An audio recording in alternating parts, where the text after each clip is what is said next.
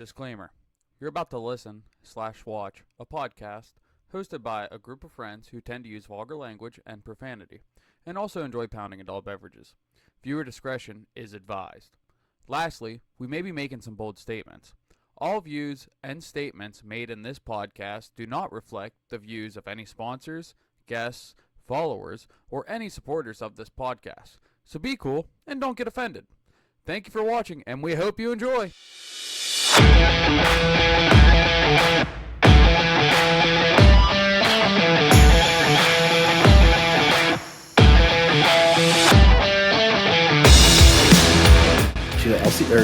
RC racing is boring to watch. So I wanted to start out asking a whole bunch of questions that are non-RC related. Blondes or brunettes?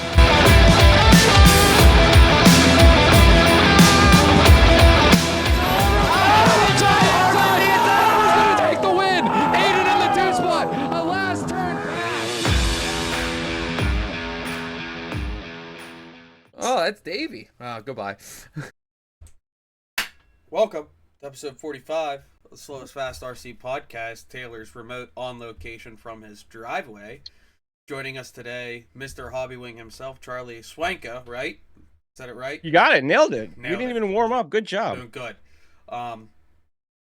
Those of you that know Charlie, he's the guy at Hobbywing. If you have any issues, you're dealing with him. But as I just started running a little bit of Hobbywing myself, I am really liking it already. Without further ado, where do we even begin? Charlie, you used to do 10th scale at Motorama, right? You used to do announcing there, didn't you? Yeah. In addition to my travels as a RC tech support guy, I've been fortunate enough to get some announcer gigs as well with Live RC, as well as some actual events where I'm the PA guy for the race in Motorama, what we used to call the Awesome Track for all the buddies back there.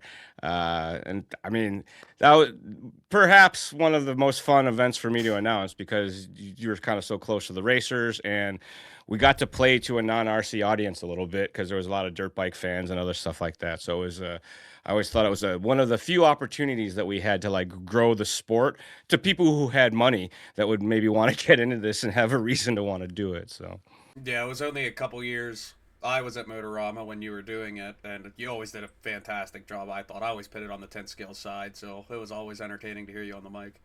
yeah, it's good times. I wanted to start from like the very beginning, Charlie. Like tell us way back, way before Motorama, like the very beginning. I'm not talking like 6 pound, 5 ounce Charlie, but just like skip ahead from that to when you first got like introduced to RC. Yeah, no, along those same lines of selling RC to the motocross families, my dad raced go-karts when I was a kid, and he got me into RC cars, and I still think to this day, so that I wouldn't try to race go-karts as much. He had some buddies that I can remember when I was younger that their kids got hurt pretty bad, and then all of a sudden we had RC cars. So it could have been a coincidence. I don't know. He never fessed up to it one way or the other. But I got into RC cars when I was like 8 or 9 years old, raced until high school, probably on a pretty regular basis. My dad took it serious. We had a trailer. We traveled all over the Midwest, raced a lot of oval, got into road course probably when I was like 14, maybe 15 years old. Because somebody told my dad that if you want your kid to get very good at RC, you should have him race 12 scale on road. So he's like, all right, let's do that. So we went to Cleveland, I think, when I was like 14 or 15 years old, and went every year again after that until I got into high school. He moved to California. I finished senior year, and I didn't race for a couple years there. And then came out to California, started racing again, and bumped into Tyree Phillips, who worked at Novak, and told me that they were hiring and to go fill out the application. I went and did a couple interviews and worked for Novak from 99 or 9, yeah, I think 99 or 2000 until they closed in 2016. And then I started working at Hobbywing right after that. While I worked at Novak, the guy from Hobbywing tried to hire me a couple times.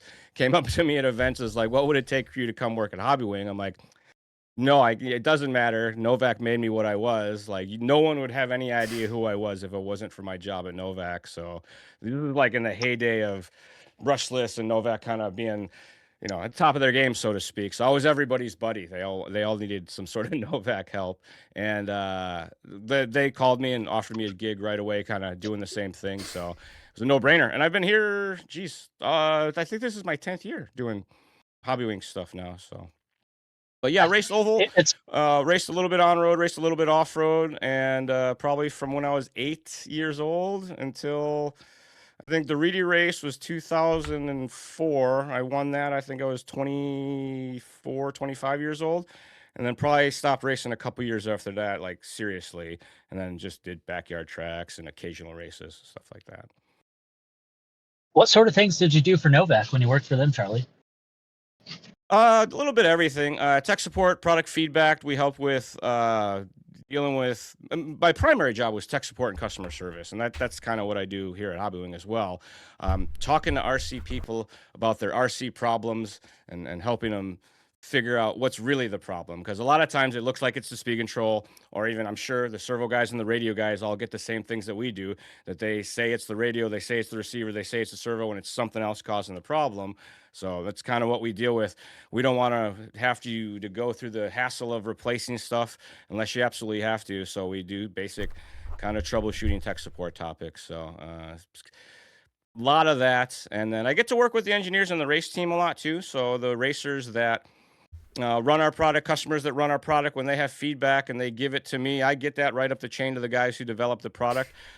So I always joke, you guys have seen Office Space, the guy that talks to the engineers and talks to the customers. That's one of my tasks, because I've had experience with engineers talking to the customers, and that guy's right. It's not good. You don't want them to talk to the customers directly sometimes. How much have things differed in history from when you worked at Novak, the technical support and the questions and stuff you were handling, to some of the questions and stuff you're handling now and the tech support through Hobby Wing? How much are they different, or are they sometimes exactly the same?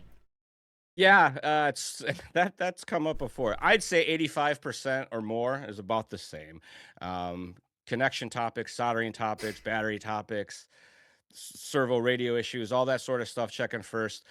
They've shifted in the issues that we chase, but they're still kind of in those general directions. The big thing that's always been in stock racing, a car's not fast enough. That still happens today.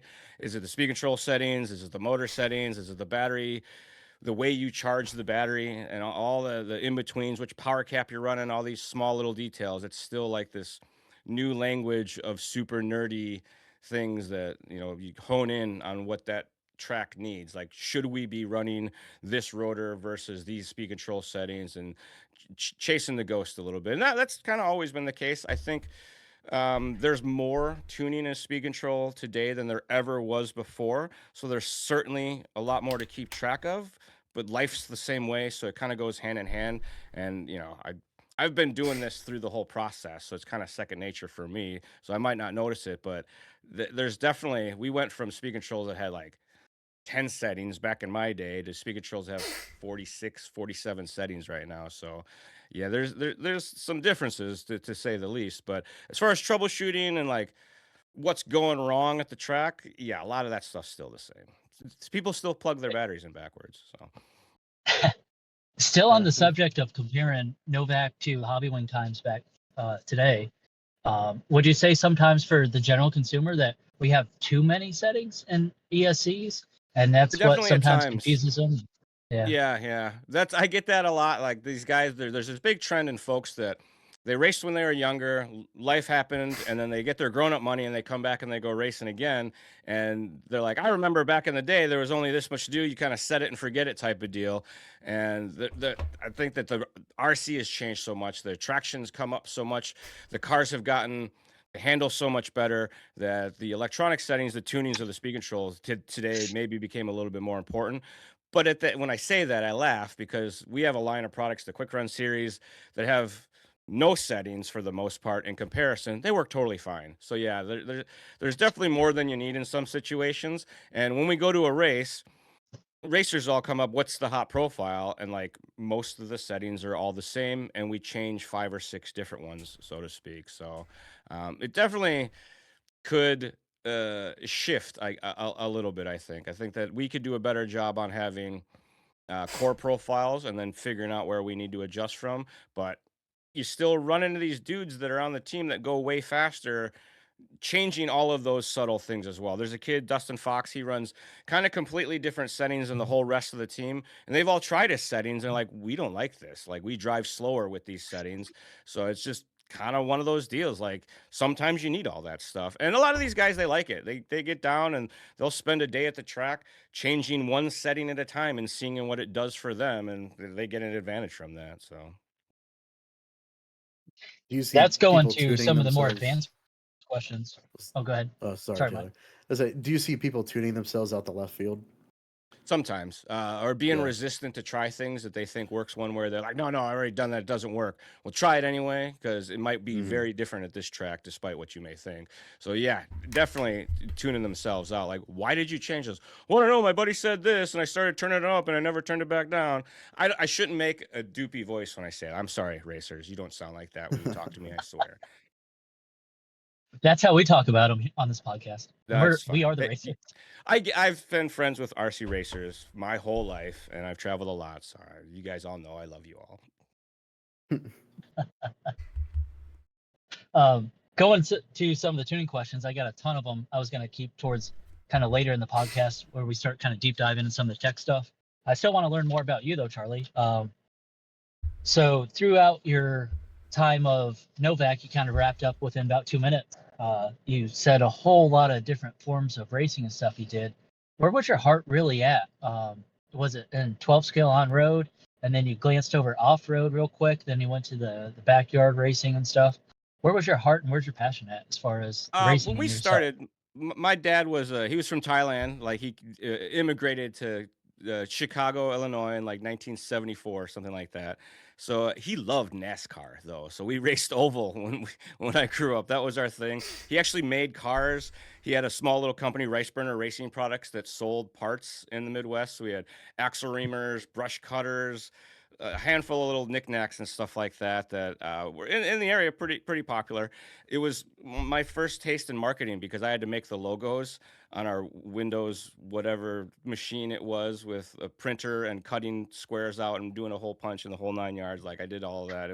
We'd drop off small batches of stuff to the tracks that we were racing at, and they'd sell it, and it was cool. It was a whole kind of like you can make money doing your hobby experience, I think, very early on. And then when we started doing that a lot, we started traveling around the Midwest and got some sponsorships. I don't know if you guys ever heard of Woods Racing or a Sassy Chassis. They were real big in Illinois back in the day. I've heard of Sassy And because Chassis. yeah, my dad was a machinist, so the guy from Sassy Chassis and him get to talking, and I don't know, grown up things like you guys, the machinists and this, that, and the other thing. Next thing you know, we were sponsored all of a sudden. So we went from there to Woods Racing, ran for Woods for a while. My dad helped them develop they told them what they wanted. My dad made the part for them, and they sold that as their CS suspension pod in the back. Raced for them for a while, and then crossed paths with Jim Dieter because he raced locally, and got hooked up to race for Trinity for a couple years.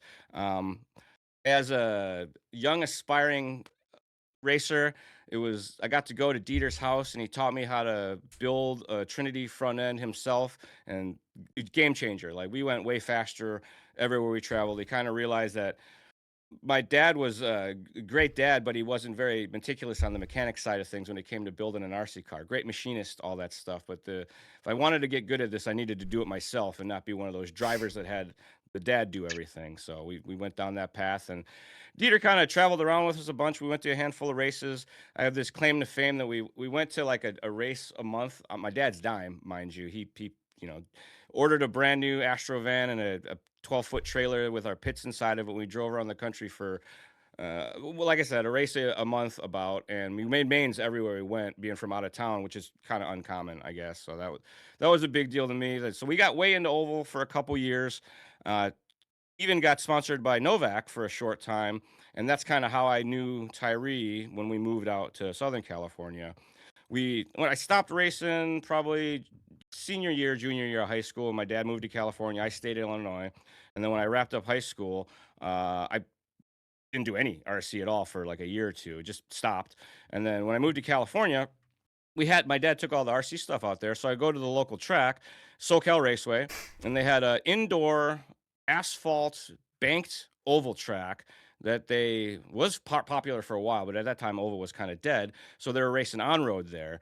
So I brought all my stuff, no clue. Didn't have a job, nothing. So it was in the middle of the week, and I set my stuff down the run. And the owner Jim comes over, and he's like, I'm like, hey, is it cool if I run oval here? Because they had all these boards on the track because they raced on road on it. And he's like, yeah, sure. We don't do any of that. And if there's no on-road guys that show up, you can run until they show up. But eventually there's going to be a bunch of guys here. They're going to want to run laps. So I go out there and run. He's like, man, you're super fast. Like you're on pace with what our old track record used to be. Like, where are you from? Tell him the whole story, how he came out here. He's like, well, we don't race oval here at all, but we race on road 3 nights a week. So check it out. There's a local hobby shop because he didn't really have much in the way of kits there. And we went down to Ultimate Hobbies, which was in Orange, California. And my dad and the guy Moto hit it off, like, because they're 2 Asian guys. And they're like, we had this guy's like fresh Asian guy in town. This is great. And go buy a Yokomo touring car, put it together, and go start club racing on-road touring car. And that was my new favorite form of RC from then on. Like, I thought oval was cool. On-road touring car was way better because we had raced a little bit of pan car on-road on carpet when we were coming through, like, before we started travel racing a ton for oval, and it just wasn't my jam. The racing was too board breaking your car, all that. But this parking lot style racing and this asphalt racing that had curbs and the dots and stuff like that instead of boards, get really racy and kind of learn how to go fast a little easier, I thought. So rubber tire touring car, it was open tire stuff, so you had to have a box of tires. The car almost didn't matter back then. So there was a group of us that all became friends and drove each other's cars a lot. But before that ever even happened, I'm sitting at the track one day and I bump into Tyree, who was my team manager prior to that when we ran for Novak. When we were always like, hey, Charlie, you moved out here, this, that, and the other thing. We got a job opening. So I did the application, went down there, got hired, and started just working in customer service. And they started having me go to the engineering meetings because I raced and I'd been using the product and kind of talking to local racers and stuff like that. So they realized what was going on, that I was being brought into these engineering meetings to kind of talk about customer service and tech support stuff. But the racers were a little more less professional with me than they were with the official team manager. So I got different information.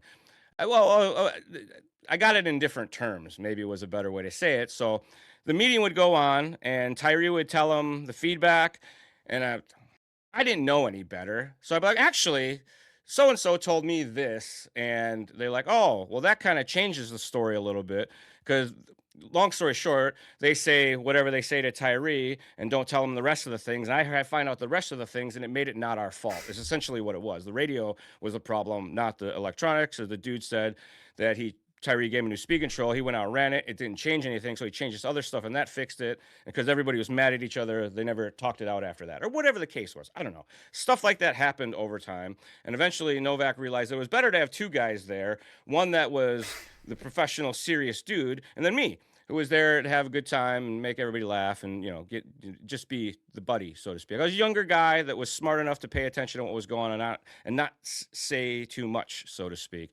So I got to work with a ton of what were the top guys. Novak had all the top guys, and over time, I got a lot of great feedback in the meetings, and slowly we all worked together great. Like, even it was never like beef or anything like that. It's just we learned how the staff at Novak all learned how to take all this different input for what it was and make the product better, so to speak. So it was super steep learning curve for me because I didn't know that any of this was going to happen. I was 19 years old. I had worked there for maybe a year and a half, and Cleveland was coming around. And I hadn't really gone to any races officially for Novak at all. I had raced locally, but I haven't been sent to a race. I think maybe I went to a trade show at that stage, and that was about it. And Tyree had a family thing come up, and he couldn't go to Cleveland. So this is like the week before Cleveland's Thanksgiving every year. Like, Charlie, Tyree can't go. You're going to go and, do the things. I'm like, what things? If anybody has any problems, you're going to help them. And if they have any product tough, you're going to fix it or replace it or whatever the case may be. All right. So I go there. At this time, is it like a little kid's dream, and you're like, oh my god, I I finally was been freaking invited out. to this, and you're super Totally excited. freaking out. Yeah. Yeah, it was like I said, I was 19, I think, and I couldn't even rent a car or anything like that. You know what I mean? So you didn't need it at for that race. You don't have to go anywhere. So that was kind of the perfect scenario. But yeah, no, big time freaking out. For one, that I had this job that I worked for this company that was one of the biggest names in the industry, and that suddenly the amount of, because there's a lot of phone calls. So you're kind of, back then, tech support. This was, like I said, 99, 2000, 2001 type of thing. And email wasn't super popular. Like, we had it, but still people would call all the time. So I was on the phone all day talking to RC people, getting yelled at by RC people, essentially. And you just took it on the chin and realized that I'm going to go to races and have to meet these people. Somebody's going to punch me if I'm not nice to them. So I was very nice to the people on the phone, and I was very nice to the people at the races, and I became this very nice tech support guy, apparently. I didn't realize that didn't exist. Like, people that work tech support were kind of dicks about everything, and like, I was just a person who actually did this stuff, that spoke the RC language. So it made it a little easier, I guess. So I go to Cleveland, and people find out that the new Novak guy's there. And if you guys, the old Cleveland, you pitted in your hotel room. There wasn't like a common pit area. So like, the teams would put Oh. stickers on their door so you could find them. So I put a Novak sticker on my door. Like, that's the way they know how to find the Novak guy. That was a mistake. I had a line of racers to come get assistance. Like, they were like, check this out. I'm like, oh, this thing's fucked. Like, we're gonna give you a different one. I'm sorry, I mean, we give you a different one and send you on your way. And I was installing them too, so I would solder their wires, or I'd resolder their wires, or whatever the thing was. And people caught wind of this, and like, everybody, like a lot of people, ran Novak stuff. So I literally had a line through the room, out the door, and like a couple people down that were just waiting to have their stuff checked out, because it was a pretty quick process. Like, I could rewire a whole speed control, because back then it was only 3 wires and a power cap. Like, it wasn't 5 wires and a fan and all this other nonsense. Like, boop, boop, boop, boop, boop, boop, fresh wires, and away you went. And if the thing was in really bad shape, I'd just give a new one and I'd do the install. Or some of these guys were like, no, I can do the rest of it. Just, change the wires on the speed control, so to speak. So I went with, this was right when the Cyclone C2, the push button one, I think, had come out. So they sent me with 100 speed controls, just in case. You never know what's going to go wrong, so we got them here. They didn't say anything to me. Here's a box of support speed control. So I'm handing them out. Pow, pow, pow. Here, new speed control for you. Give me your old one. It was great. Everybody loved it. That's why the line started, because some of these guys, like, they were pretty, I knew who they were. I'm like, well, you're going to make the main. You should get a new speed control, type of thing. So that, come like Thursday or Friday, I open the box. I'm like, oh, we're running out of speed controls. And I call Bob. I'm like, hey, Bob, how many speed controls you guys normally go through when you go to these races? He's like, I don't know, 10, maybe 15. I go, why did you guys send me with 100? Like, we sent you with 100? I'm like, yeah. I opened the box and there's like 2 bags of 50. He's like, well, how many do you have left? I'm like, 10. Like, well, don't give away any more speed controls, Charlie. You have to save them for this, that, and the other thing. I'm like, oh, all right. So a bunch of people got upgrades, and I came back with this huge box of old speed controls to turn in for remanufacturing, and the rest is kind of history after that. Like, I was everybody's favorite event support guy. Like, dudes were calling the office on Tuesday after the race, Monday after the race, like, you guys sent this new guy to the races. You guys should send him to more races. He's great, because they had got a new speed control from the new guy, because he didn't know any better. And so that was my, like, I think what kicked everything off for me at Novak was like, this guy's an idiot. Let's be nice to him. So he gives everybody free stuff. Sounds like the perfect scenario for any new tech support guy for any ESC company now. Just hand out a whole bunch of free speed controls and free stuff, and Definitely. you're going to be loved by everyone. Right. So there's a caveat to that. It's got to work, though. Like, if you give them something that blows up, it's no good. So that was always nice. Because I've done that before. You work on somebody's stuff and it doesn't help, and now you're the worst. So after However, that, you became kind of like, oh, go ahead. I was gonna say, however, that probably made everyone love Novak even more, though. Yeah. Definitely. I mean, Bob Novak himself traveled a ton to races and had worked directly with the racers, and was a real genuine, honest, straight, to a fault, honest person. Like he would tell people too much stuff, and I kind of, my office was across from his office, and spent a lot of time talking to him about how people were and how customers were. Way more than he taught me a ton about electronics too, but more of it was about people and like that friendly mentality, help anybody all the time, doesn't matter what they use. I kind of learned that from him, and that's where it went. Like it didn't matter what electronics you ran. If you brought it over to me and we looked at it, we rewire your LRP for you or whatever, and it was fine. It wasn't about so much the product support as it was the making people at these events have a good time regardless of what they were using, so to speak. I always thought it was a little bit of de-clicking everything so that you can get the information, because we had team drivers on many different chassis teams, and there's all the secret parts and secret sauces and secret tires and all that stuff that went on. And I got to work with all of each one of those teams' top guys, and would occasionally you'd get information. It would be prudent for me to share it with the guys that were, their mutual teammates, so to speak. But you couldn't do that. You would just like, go talk to him about this topic and see what he says. And then these guys wouldn't lie to each other's faces directly. So they just needed to know what question to ask. So there was some, I don't know what the right word for that is. The team liaison guy, like, don't get yourself in trouble, get them in trouble. Your time at Novak, is that when you learned the majority of your like technical stuff? When you started there when you're roughly 19 years old. And then are you learning like, sounds like you already knew the majority of like, the positive, negative, and battery voltage type common stuff, but the more like in-depth like solder boards and the switching inside the SEs and then programming. How a speed control works, what frequencies do. So I was a thorough RC racer. I could build my own battery packs. This was brown cell days. I know some of you folks out there may not be as old as I am. So we used to have these round cells, and there was battery bars, and you had to solder 6 of these things together. It was good times. And so I was, one of the better guys at soldering and stuff like that. So clean install, short wires, all that. We didn't even have plugs, guys, back in the day. We had to solder the wire directly to the battery. It was a good time.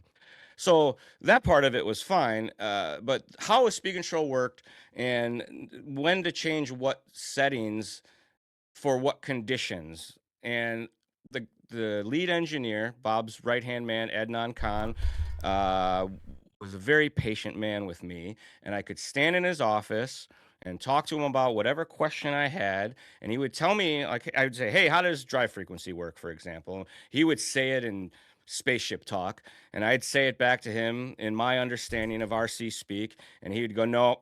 And then he'd say it again in like medium spaceship talk, and he kept dumbing it down until I got it. And we would have to get pretty. And then I got to learn a lot about speed control, what I call the electronic mechanics, and not just frequencies and minimum drives and what the settings do, but the core of the speed control, like what the hardware development does to make those things work, or how the hardware affects what those are, like resistances of the speed controls, heat buildup, the thickness of the board, all those things. It's easy for me to say now, but back then, like, it's all aha moments as they teach you this stuff. And like, you could see the difference in performance from a top level speed control to a medium, what was cheaper. Like, why is this speed control so much more expensive than this one? I could see that firsthand on the production line. Like, the boards were different, all of that. So it was a very cool experience to see manufacturing that way, and more so to work so closely with the people who designed it directly and the people who built it. So when stuff came up, I got to talk to the people directly, and like, until I was satisfied with my answer, they didn't make me walk away. Like I said, they were very patient to just kind of break it all the way down for me. So I owe most of what I know in the higher end world of RC to the Novak family and the team there, because like, sure, it was my job and it was in their best interest to do that, but I don't know. They gave me a lot of credit but I give them a lot of credit for like giving me that steep learning curve like that, because I did a lot of things wrong too. I pissed off a lot of people and had to come back from all that too. So, what are some of the most memorable learning experiences then, since we're on that subject at Novak, that you did wrong and you're like, oh shoot, don't do that, and you're like, learn from that one again, if you don't mind sharing a few of those with us. Emotionally getting a little too tied to things. People can be people, and I was in my 20s, and I had some what I would call extremely unprofessional interactions with customers where I was upset and took it too personal, and it's not worth it. Like, RC cars aren't that serious. We've put a lot of time, we put a lot of energy in it, but we're all doing this to kind of have a good time with a segment of our life and escape reality. And getting that emotionally tied to it, for me at least, is it's a good and a bad thing at the same time. So my big thing was always keep it in perspective that try to make it so that these guys, I keep saying these guys, that RC people are having fun with this, and they're there for a good time. And if it takes a little bit of pain and suffering on my behalf for them to have a better time, that's what we need to keep people involved in RC and make them learn something so that they don't have this problem that has that screw this moment, I'm selling it all. Because I encounter that all the time, that people just get too frustrated with the subtle nuances of RC, and they want to get out of it. So if you can keep them coming back for a laugh, or at least make a terrible experience less memorable because you had them laughing about something else or thinking about something else, that can be a huge deal. So if you guys are out there and you work in this industry and you take it for granted, just remember, without all those people you're mad at, there'd be nobody to pay us to go do this stuff. So keep them Right. smiling, keep them happy. Kind of the purpose of this podcast too, in a way. Yeah. Just us getting around, hanging out, BSing or talk. But so, Charlie, what's one of the things too, while you're working at Novak and you're learning all this stuff, that was like the hardest concept of learning an ESC for you to grasp? Nothing was difficult to learn because of the way that I was there for so long, and the transition. I remember the day we sat down and we talked about brushless development coming and how this was going to be a huge shift, and there's going to be a lot of waves and a lot of upset folks out there. That transition from brushed to brushless was probably the most difficult thing to deal with because we had so many hard sells. Like the tracks were even mad. Like, what are we going to sell the racers now? We used to make tons of money off of selling them brushes. What are we supposed to replace that with? Like, we had to come up with answers for that. So that was a painful full time for sure. So At that time, what was your answer for what would you sell them instead? they're going to do more RC. They're going to have more money to buy more tires. They're going to have more money to buy more batteries. They're going to have more money to spend on other things. They're not going to spend less money. They're just going to spend it on different areas in your hobby shop. Don't worry. They don't want to buy brushes. They want to buy other stuff. That sure seems accurate. I can tell you that about the tires and everything else. Yeah. RC racers will spend all the money they have. They'll spend it on what they need. They needed brushes, so they had to buy brushes. If you don't need them, you're going to spend it somewhere else. I mean, I'm guilty of that in all forms of the hobbies that I get into. My fun funds go to zero on a regular basis. I agree to that. I was going to move on from Novak to Hobby Wing now. You guys want to touch on anything else in Novak before I moved on? Not personally, no. I will admit that I know of Novak, but it was definitely before my time. You know what I mean? Yeah, they Like closed in 2016, I think. Hobby Wing was actually a big part of that. There was a bunch of stuff that went on. The rules had changed, so they're gonna have to redevelop all of the speed controls. There was that Made in the USA lawsuit that happened a few years before that. There was the Blinky cheating timing thing that really took a big chunk out of things as far as service and support stuff. So there was a bunch of things that happened towards the end there, but it was 2016. I can remember like it was yesterday. We got on our morning Tell a meeting. couple of those stories. You're gracing over it way too fast, Charlie. These are like some of the meat and potatoes of like some like the stories that are untold on the internet but need to be told. In the So, early days of brushless racing, when zero timing first became a thing, Blinky racing, they said that you couldn't have any timing advance, and there was speed controls that you could change the settings, and suddenly the RPM of the motor would change, and that's not supposed to happen. So those speed controls were doing more than just whatever they said they were doing. So I think the original time that this came in, I told I answered the phone, or I don't remember if it was an email or whatever, but I remember getting Bob and Adnan involved, and they got a speed control, whatever the one that was in question. I want to say it was an LRP speed control, but don't quote me. I've forgotten more things than I remember these days. And there was like a punch setting that you would change, and the motor was way faster after you changed this punch setting. So they hooked up their magic machine, found some issues there. A little bit of time goes by, and they come out with this zero timing thing that if you mode the Roar made an official rule for it, and there was some firing sequence or whatever. And then Tegan had a speed control that had they were using a different commutation offset, I believe, is the phrase that was explained to me as that the speed control gets the signal from the sensor, and then it does whatever information it has, and then it decides what to fire. And again, I'm not a technical person. I graduated high school, and that's it. Like, I went to college for a little while, but didn't take any technical class. I took a public speaking class in college, and I could be wrong here, but it had to do with which coil fired or what coil it read off of to fire something. And because of the time that it took for this thing to pass this thing, it essentially was adding timing mechanically, is the way that I would explain it. It wasn't an actual electronic timing advance, but it was using what is an inaccurate way to read a motor to take advantage of it, is the way it was explained. So they got away with this for a very long time, and all the racers like, this speed control is way faster. Like, the engineers would check it, and the magic machine, with the way they tested it, like, they didn't know that was a thing, apparently, or like no one would ever do that. That's a terrible way to commutate a motor. It causes inefficiencies. So they got away with it for a long time until finally somebody said something, they looked into it, and then the proof was in the pudding, and they got to get banned, or they had to change their firmware, and everybody was then on actual blinky, so to speak. So there was a big period of time where Novak was at a disadvantage because two other companies were cheating, essentially. Like, you call it what you will. There was a gray area. They got around it. They did a great job doing what they did, but it really screwed a lot of people over that were loyalists to and trustworthy of what my feedback was. Because, like I said, I was the guy who talked to the engineers, and they told me that wasn't the case. So we didn't know any better until it was a little bit of time into this situation. The 09 firmware or something like that. Everybody knew the number, because once they fixed it, when you went to races, it was a big deal. They would check your speed control if you're using those to make sure that you did or did not have that.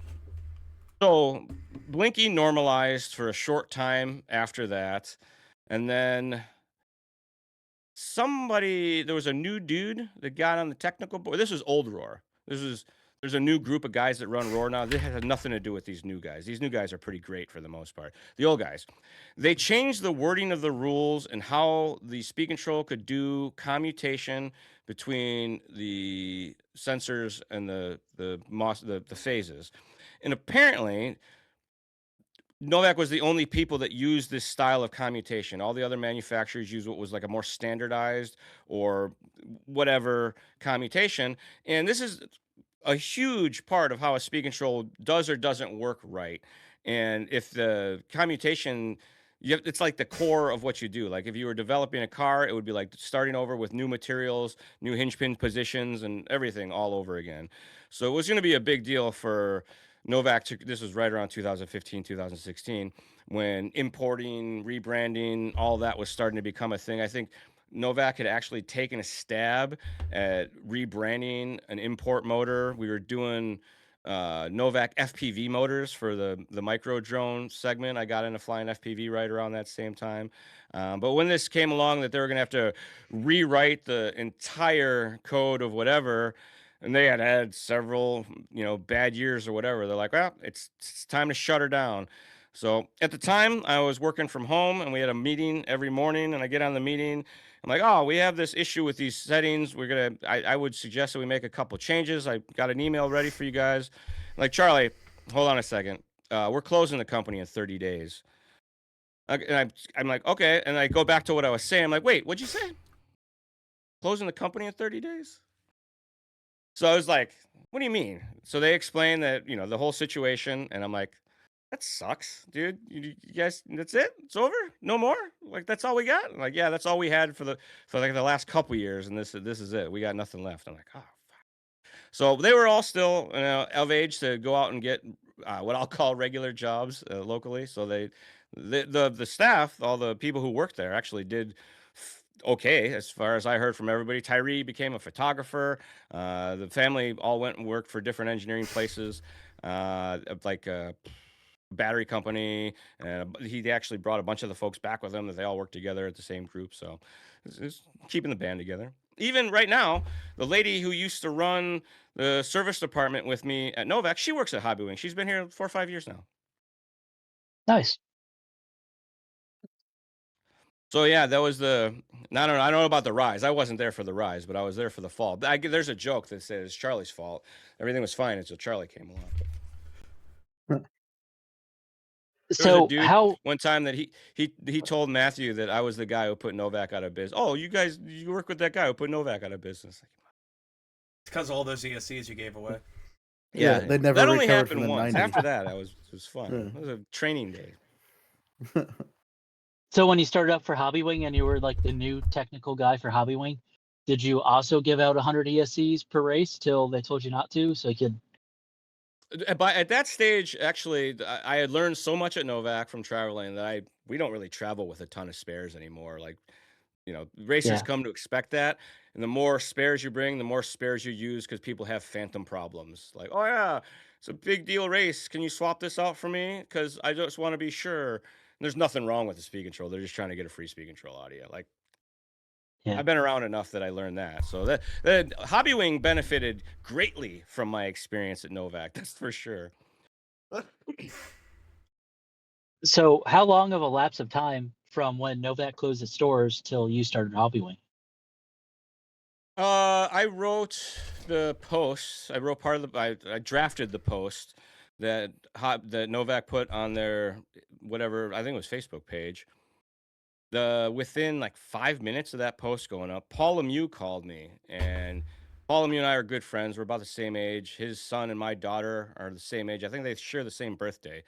And he was like, Charlie, everybody knew me. I was kind of an irresponsible person in my 20s, and I didn't have any sort of long-term savings. And he's like, if you need a check or anything like that, let me know. I'll loan you some money. You can pay me back later. I'm like, thanks, Paul. That's great, but I'm okay for now.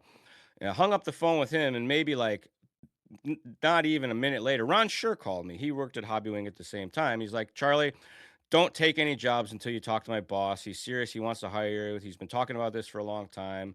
So just do an interview with him before you accept any other jobs. Like, give him a chance. So I met D. He's the guy who runs the North America offices. He's actually a Japanese guy. So I love Japan and Japanese people in general. Like, I've had good experiences with them. And we had like a 6-hour interview meeting, talked about lots of things, and he answered tons of questions about what he's doing with his life too, because that's a big concern for me with some of these dudes that are running these businesses. Like, how serious are you about the RC industry actually? Because this is all I know. And yeah, everything went well, and I started there 2016, and I think it was February or March, because the weather was nice. And I think I've been working from home for like the last 15 years now. My commute is like 20 feet down, and maybe not even. This house isn't even that big. 10 feet down the hallway. Oh, I didn't realize that, Charlie. Yeah. I thought you worked out of their office or something a little bit once in a while, at least. No, I haven't. I went to the original office that was in Daly City, but we recently got a different warehouse in Pasadena. I haven't been to that one yet, though. They don't need me there. I'll just get in the way. So when you started at Hobby Wing, what was your first position? And what positions also have you had throughout the years for Hobby Wing? It's been kind of mostly the same. I think they just tack on more small tasks for me to deal with. I haven't really gotten any new jobs, but I'm part of the team manager group that deals with all of our sponsorship programs.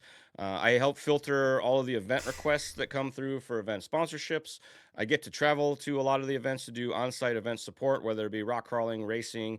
I've even done FPV drone stuff and helicopter events, UAV expos, things of that nature. So I get my kind of hands into everything because I talk good, and the bosses like that I can talk to the customers good, and they get a kick out of it. So when you're one of the few English speakers that are born here. It's to your advantage to have that. So, and then I do, like I said, a lot of the stuff with the team driver feedback to the engineers. I get a lot of the first samples to do shakedown tests on to make sure that they pass function test and don't do anything weird, and even suggest changes that we may or may not want to make before we release them, which I think is one of the coolest things, because you're like the safety net. But it's also one of the worst things, because when a product comes out and you know you're the guy that some customer found a problem before you did, you want to punch yourself right in the nuts every time, because like, that's my job and I missed that, my bad. So that one's probably the most stressful one. When I go through and get a new speed control to check, you got to run through and run it with each of the settings changed, see if one setting triggers a problem with the other one, all sorts of goofy stuff like that. Fortunately, very rarely anything weird like that happens. We get mostly quirky app things, because the apps are more complicated than the speed control is. What's one thing you've worked at through Hobbywing where the engineers came to you and they're like, we're going to put this change into an ESC for the customer, and where you were like, people aren't going to like that at all, but then you were completely wrong and people actually do like it? Happens all the time. They keep adding things that we don't think that we're ever gonna need, and we're like, "What's this for?" Like, "Oh, it's better for these situations." Like, we don't have those situations. Next thing you know, we run into those situations. I didn't ever think that softening was gonna be useful, and people use it like crazy now. I was also one that didn't think throttle rate was at all useful, and people use it all of the time. Like simple stuff like that. And my old man was like, "Dude, you should learn how to drive. Why do you even care?" And then makes it easier to drive, so there's one less thing to think about, so to speak. But yeah, they keep adding features that we're like, what is this for? Like disc brake and this linear S brakes that we have now. Matthew and I can't really find a use case scenario where we need either that much brake or that little brake. Like the other two brakes are so good, like why do you need anything else? So Yeah. that's one of those. But I'm sure it's not going to be too much longer before one of these nerds sits down and is like, yes, this is way better for this when the moon is full and the track has half sun and you're using tires with this tire sauce. When I phrased that question, that was exactly one of the things I kind of had in my mind is the disc brake thing. I think it's a cool idea and everything, but I'm like, man, already with your guys' like tuning abilities, I have plenty of brake where I can turn it down, and I have plenty not enough brake if I turn it down not enough. So it's like almost too many settings sometimes for me. Yeah. Well, what disc brake is supposed to do, is to make the brakes more consistent at different speeds. And none of us need that. We brake once and we go through the corner and that's it. And we learn how to brake differently for each of the corners.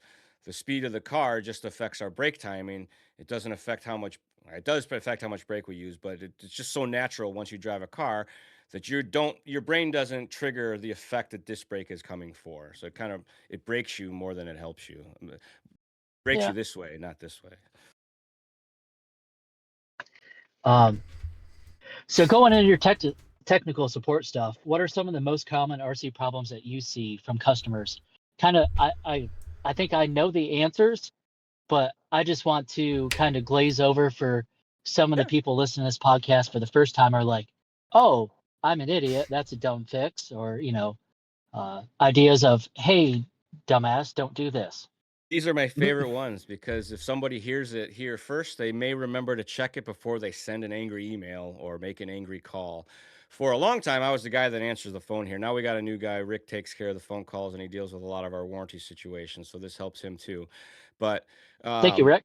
yeah, I have a job in the RC industry because of not bad electronics, bad plugs. Dirty bullet plugs, weak loose plugs, plug adapters, people using IC and EC plugs together, XTs and EC plugs together, stuff that doesn't match, creates more problems. Well, I'm fine with it because, like I said, I have a job in the industry because of bad plugs. If something acts strange, clean your bullets out. They're filthy. Look inside your bullet plugs. They're all black, every one of you. And every once in a while, clean those things out. Like, it makes a huge difference long term. Bullet plugs get super On loose. that, What's that? I was going to say, I clean mine out. I use like an isopropyl, usually Yeah. alcohol and Q-tips. Yep. I try to before every race if I can, because outside dirt off road, But do you have other suggestions before we move on for that? And I lose track. So the one that I'm the biggest fan of, and you racers are going to hate me for this, but Adam Drake does it also, is to, because your battery pack bullets are not replaceable, is to make little pigtails, and those live on the battery and run XT90s on everything, and replace your XT90s on a semi-regular basis. Because XT90s are cheap, dude. You get a 15 pack of them off Amazon for like $10 or $12. The bullets in your battery will never change color if you never move them or unplug them. So you leave those things plugged in all the time. You run a little short pigtail on your battery full time, and your battery pack will last 10 times longer. Like that's what we do for our group of buddies, because I don't trust them. They'll all plug them in backwards is the reason we started doing it. But the side benefit is that every time a power plug goes bad, it's super easy to replace it. Like you're not dealing with wire lengths or anything. You just pop a new plug on. So pro tip. Pigtails for the win. Great tip. Anyways, other problems us dumbasses mess up all the time. Calibration. People don't calibrate their speed controls. They plug it in, they turn it on, they drive it around. It's fine, so they think it's good, and they never bother calibrating it. To this day, I run into people, when I ask them how they calibrate it, they're like, what are you talking about? How do you, yeah. So not calibrating your speed control is a big deal. And then, or having your brakes turned down on your radio and then trying to calibrate it, and it doesn't finish the third step because the brakes are turned down in your radio. That means it didn't take the other steps either. It doesn't save until it finishes the process. So those are two big ones: skipping calibration or not knowing that you didn't finish it. And a lot of folks don't even realize they turn their brakes down. When you hold your radio and you're driving your throttle hand, your thumb will touch the buttons on accident, and a lot of us don't hear it beeping because of whatever, or RC's hard, you can't pay attention, and you'll accidentally turn your brakes down over time and not realize it. You go to recalibrate your speed control, it won't recalibrate because the brakes are so low. So that's a big one. 1 beep, 2 beep, 3 beep, calibrate. Right. I make videos once a year, maybe twice a year, about calibration. We talk about it all the time. The big one that we've run into a lot in the last 2 years is actually radio channel calibration. And all of the radios run a mechanical pot inside of them that's like a rheostat, essentially. It's like a variable resistor. I don't think that any of the radios even use, like the stick radios, they use Hall sensors, and some of them, like if you're into gamer stuff, a Hall sensor is magnets instead of resistors. We use them in big car drag racing. Yeah, so the throttle pots wear out over time because just like all the dust gets in everything, it gets inside your radio, no matter how hard you try to not get it in there, and it'll make your throttle inconsistent. Your radio has a channel monitor feature. You go in there and you look at it, you shake the radio, and that thing will move a little bit. That's a bad sign. You move the throttle back and forth, look at it, see if it's consistent, move at different speeds. It'll be different positions depending on how fast you move it. You redo that channel calibration, it kind of clears that error out and takes all of that into effect. Speed control works a lot better. We run into situations at races where the guy's like, no matter what I do, this thing doesn't have punch. It's because the thing's not responding in time to what he's doing. So you recalibrate the channel, that takes care of that. Like, oh my God. And we never touch the speed control through this whole process, mind you. All we do is recalibrate it. We recalibrate the channel, and then after that, recalibrate the speed control to the newly calibrated channel. Everything works like it's supposed to. So that's a big one. If your radio's more than, like, if you've never even heard of this before and you've had your radio for like a year, take a look at it and do it. We do it on our podcast. Matt's got videos of it and stuff like that too. So Google it. It's easy. But your radio will have a stick or channel calibration. You have to do that. And depending on your radio, they're not always system wide. So you might have to do it for every model that's in there. And then after you do it, you got to recalibrate your speed controls too. So, I mean, the whole process takes like 45 seconds at the most. Like Matt can do it so fast. People are like, what'd you do? How often do you recommend people check that or do that? Every few months, depending on your conditions. Like we've seen it enough now that guys, they'll do it at least once a year because we're like, oh, this is the anniversary of the day you fixed my radio, because we see them at the same race and they do it again. But yeah, every few months at least. It takes no time to do, or at least check it, because you can see in the channel monitor if it's messed up. Like you shake the radio, and if it moves, something's wrong. And like I said, if you move the trigger and it doesn't move in time, or different speeds affect how far it moves, that's kind of another deal as well. or the numbers will be Have you way, seen way one? off one side or the other.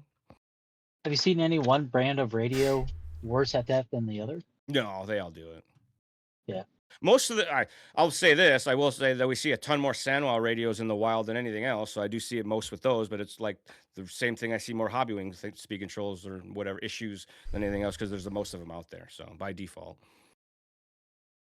Got it. That's a great tip, actually. Yeah, I never knew that. Nobody knows about it. We've been singing it from the high hills because it screws people over. And I think it's probably with the nitro stuff, you see it. So maybe these guys notice that stuff right away. But for like nobody ever.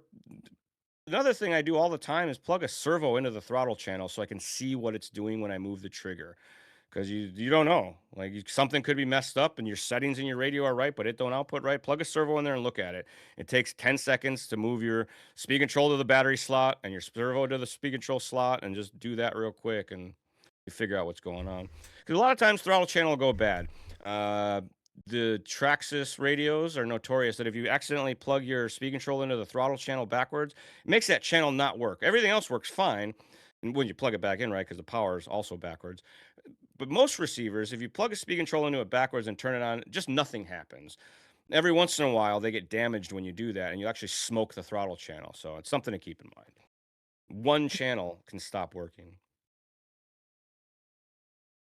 That's good to know. Any other common problems from customers thought- before I move on from that question? Sensor wires coming loose is a big one. The way the cars route the sensor wires, they'll take stuff in and out and not realize that the sensor wire is not plugged in, run the car, like it doesn't have any punch. Yeah, the sensor wire is not plugged in. All of our speed controls will run, for the most part, fine sensorless. They just don't run as good as they do censored. So you'll have a little feel difference. It'll feel like it's got turbo because it starts slow and then takes off. I feel like the last 3 races I've been at, I've experienced or helped somebody that had a sensor wire problem. How often do you recommend changing sensor wires, Charlie? I recommend routing them so that you never have to change them. That's the bigger issue, that sensor wires Okay. go under motors, between chassis pieces. They get treated poorly when handled, and they get damaged by big, meaty fingers yanking on wires. Like, those are little tiny wires, guys. Be gentle. These are not in 1957 Chevys that we're working on this bench top here. It's a RC car. Treat it like a model. Be gentle. But honestly, I don't see sensor wires that aren't physically damaged. Like, you could see the damage on the sensor wire just go bad for no reason. I do get all the time, like, I changed the sensor wire and it worked better for a couple runs and then it went bad again. That's usually a sign of a sensor board in the motor that's on its way out, and that unplugging and plugging into the sensor wire, like just the process of changing it, made the plug a little tighter so the signal was a little bit better. But sensor boards and motors can go bad as well. Not in hobby wing motors, other motors. I don't see it often in hobby wing motors, but I do quite a bit. I see it more often with brand XYZ motors with a hobby wing speed control than I do with actual speed controls having or hobby wing motors have issues. And I do every once in a while you get a sensor side of the speed control that gets hurt, and either the sensor port gets physically damaged or it won't read the sensor wire no matter what you do. I don't know what causes that, but it happens. And then the other one, to check speed control if it works. This is very, very helpful. If you suspect your speed control is damaged, it smells okay, but you still think there might be an issue.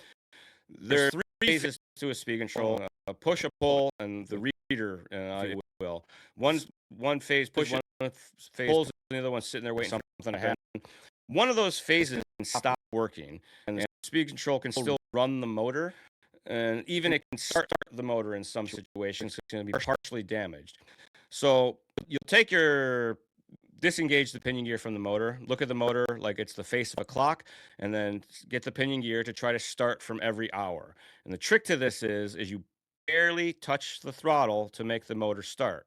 If you can barely touch the throttle, like as soft as you can, and it looks like it takes off the same from each of the spots on the clock, more than likely the phases of the speed control are A-okay and the problem lies somewhere else. If the phase of the speed control is damaged, you can open the speed control, but you don't want to do that. If the phase of the speed control is damaged, there'll be one spot where it won't start or it'll be start differently than it did in all of the other spots, and that usually means that you found the dead face. You won't know which one it is. It won't matter. You can't fix that anyway. But it's a simple way to kind of bench test to give yourself a peace of mind. It's what I do for people when they bring me a speed control at a race. If we're suspecting that we need to change it or don't change it, and we don't want to take it apart to find out, we'll do that. And in the situations where I do find one where it doesn't start from one of those spots, I open the speed control up and there's a damaged phase for whatever reason. What causes phase damage can range from, it's usually impact, but most of the time this coincides with really sloppy motor wires. Because if the motor wires are a little loose, they touch each other, that'll smoke a phase right away. There's no way for that to have protection from that. You're basically firing two things at the wrong time. So Out of curiosity, like the testing the phases of the motors, it, I've never personally used Hobbywing, but with I'm curious if Hobbywing has a way of testing the sensor boards of the motor, like for example, my Tekin does, to where if I look down at the lights on the ESC, there's three little sublights. Right. We do not Yeah. have that diagnosis feature. That's when I thought that has been very cool for a long time. When someone showed that to me, it blew my mind. I had no idea it existed. And you Yeah. sit there and you spin the pinion, and it lights up all the lights. They showed me Okay. that in an event. I'm like, that's actually pretty cool. Yeah. I wanted to. I didn't know if Hobbywing had that. I wanted. Curious. No, we have a tunalizer. You can run it on our $300 motor tester, and that'll tell you if it's good or bad. Fair enough. Charlie, so most of us all are running 8-scale off-road dirt and things like that. Talking about censored and settings, do you recommend a lot of us to run the hybrid censored sensorless type setting in the Hobbywing ESC? It doesn't really matter if you're using a motor that the sensors are good. The full censored mode works 99% of the time. Even if the sensor wire comes unplugged, if it's in full sensor mode, it still kicks over to sensorless and functions. So there's not really an advantage there one way or the other. It's the hybrid mode is definitely better if you've got a questionable sensor board in your motor. If the motor's had a lot of miles on it, been taken apart a lot. I've taken some motors apart that you run into places with that real metallic-y dirt, and that gets in the sensor board, and that can make a sensor, that hybrid mode work a lot better for it. So Good. the big thing for electric A scale is speed control mounting. I know everybody loves that gel tape. I hear it all the time. It's fine. It works decent. It's better than not using some sort of protection for your speed control, but it needs to be a little softer than that. Yeah, gel tape is a vibration dampener. It's not an impact dampener in any way, shape, or form. So it helps because it's a gel tape, obviously, but that's not what it was developed for. Nothing's been developed for taking, how much does an electric ACL weigh? 10 pounds? Easy. And throwing it 60 feet across the field and then landing it on what is essentially a concrete surface. Let's not joke ourselves here about what these racetracks are. It's very hard on the electronics. So a little bit of cushion will keep the speed controls alive. Drake did a video on this. Spencer did a video on it. These guys don't replace their speed controls on a regular. I run their orders. I would know if they replace their speed controls on a regular basis. And we have a hard time sometimes telling them to get a new speed control and put it in. They're like, no, I like this one. It's been fine. Like they race their voodoo and all that. That's their lucky speed control. So, and it comes down to the mounting process. What I use very seriously, like 6 or 7 layers of that clear double-sided tape, just one strip down the middle of the speed control so that it can kind of move in all directions. And Drake's speed control looks like it's going to fall out of his car half the time. It's so wiggly, so to speak. So I did the it's helped Drake a lot. technique A lot where I more take people have had a lot less problems since we started. layers of the Kyoto. No. Sometimes it's difficult where we do talk over each other. So my fault, Charlie. I took the Drake technique, our recommendation, and I took 2 layers of the Kyoto tape, which is extremely thick stuff, and then double stacked them. So you can almost wiggle it a little bit, and it does add some height to it. But we're hopefully there's a racer and one of the team drivers and a customer emailed us a really great idea to help with this, and we forwarded it on engineering. So maybe our next speed control, I have a solution for this problem. what is the solution? Are we on. going to hear now? I Yes. don't know. I can't tell you. Yeah, you can. Cat can't get out of the bag Okay. until we put the cat out of the bag. Well, we're A not going to speed drop this control with podcast, Charlie. suspension. What if I hold some treats in front of the cat? No, we had an idea for a sweet case that addressed this soft mounting situation, so that you got it in the box and you would use it, and you wouldn't have to worry about tracking down different layers of tape. There would be an approved device that was engineered to solve the problem. Well, That's really cool. well, so The Hobby Wing already starts That out is really with cool. a case that's a ton more solid than another competitor that doesn't have any. Right. well, I mean, I'll say it. Well, But Tekin already does, because I've had to replace so many Tekin cases. Tekin already has the foam in, like, under the capacitors of the board, so will you let a paw the cat out of the bag? Is it going to be something like that, or is it going to be, like, completely revolutionary, whole new design? That and much more is what my hope is. I wrote a very lengthy email about this situation, and the engineers, they said, "Awesome, we're gonna try to do this." And it's not all my idea. Like I said, people tell me stuff, Yeah. and I give all the credit to the person, and I tell engineering. So, but yeah, basically something that helps with the mounting situation to keep that, and like all of the internal hardware issues, because we've been finding damaged onboard power capacitors as well. So they're going to address all of that also. Oil We We've need only more ever A-scale damaged racing one, and it was is the pretty problem. bad wreck. A-scale racing development is awesome. A-scale off-road is one of my current favorite things because the cars are pretty bulletproof. Everybody can grab one and do it. You don't need to mess with nitro. Like the tune, the setup of the electronics is pretty straightforward. But the tracks are treacherous for A-scale, and not enough guys do it. So we don't move a ton of A-scale product in comparison to the other segments of the market. So the development on the A-scale side always waits at the end of the long line, which I think is lame. But so get your friends A-scale racing, and then we'll have more customers, and then we can get more. We're trying get to. more development. Let's I say in will our say that area, a Hobby Wing G2S is probably one of my favorite ESCs. I recommend to everyone because I love how big it is, and that extra size of it makes it a great heat sink. So, weekends like the one I have coming up right now, where it's going to be 100 degrees out, and we're out racing, and then the fan that's on it, and I just have it set to on all the time, things like that. I'm not worried about overheating at all. It'll be all right. Yeah, no, there's been a lot of people that have been big fans of the G2S over the G3 because, like anything, the internet tells everybody that they're bad and then they're bad all of a sudden. But we had some firmware updates for the G3 that addressed a bunch of that, and for most of the folks, it took care of the stutter underload that was happening to some, but not all people. But there's still. It's always a balancing act. This all stems from the anti-blow up safety that's in most products. That stutter is the speed control thinking it's about to blow up, so it goes into a safety mode. And as we back that down, we got to get to a point where eventually it's about to blow up, but doesn't blow up, so to speak. It's super fun. We're going to push it all to the limits, of course. Yeah. It's racing. So you want to talk about not ESC things, but ESC related things. I want to talk about batteries, receivers, servos, recommendations, the good, the bad, the ugly. I'm sure you got a lot of opinions, and because Hobby Wing isn't a battery manufacturer, I want to hear some hot topics from you, Charlie, about the good, the bad, the ugly of batteries.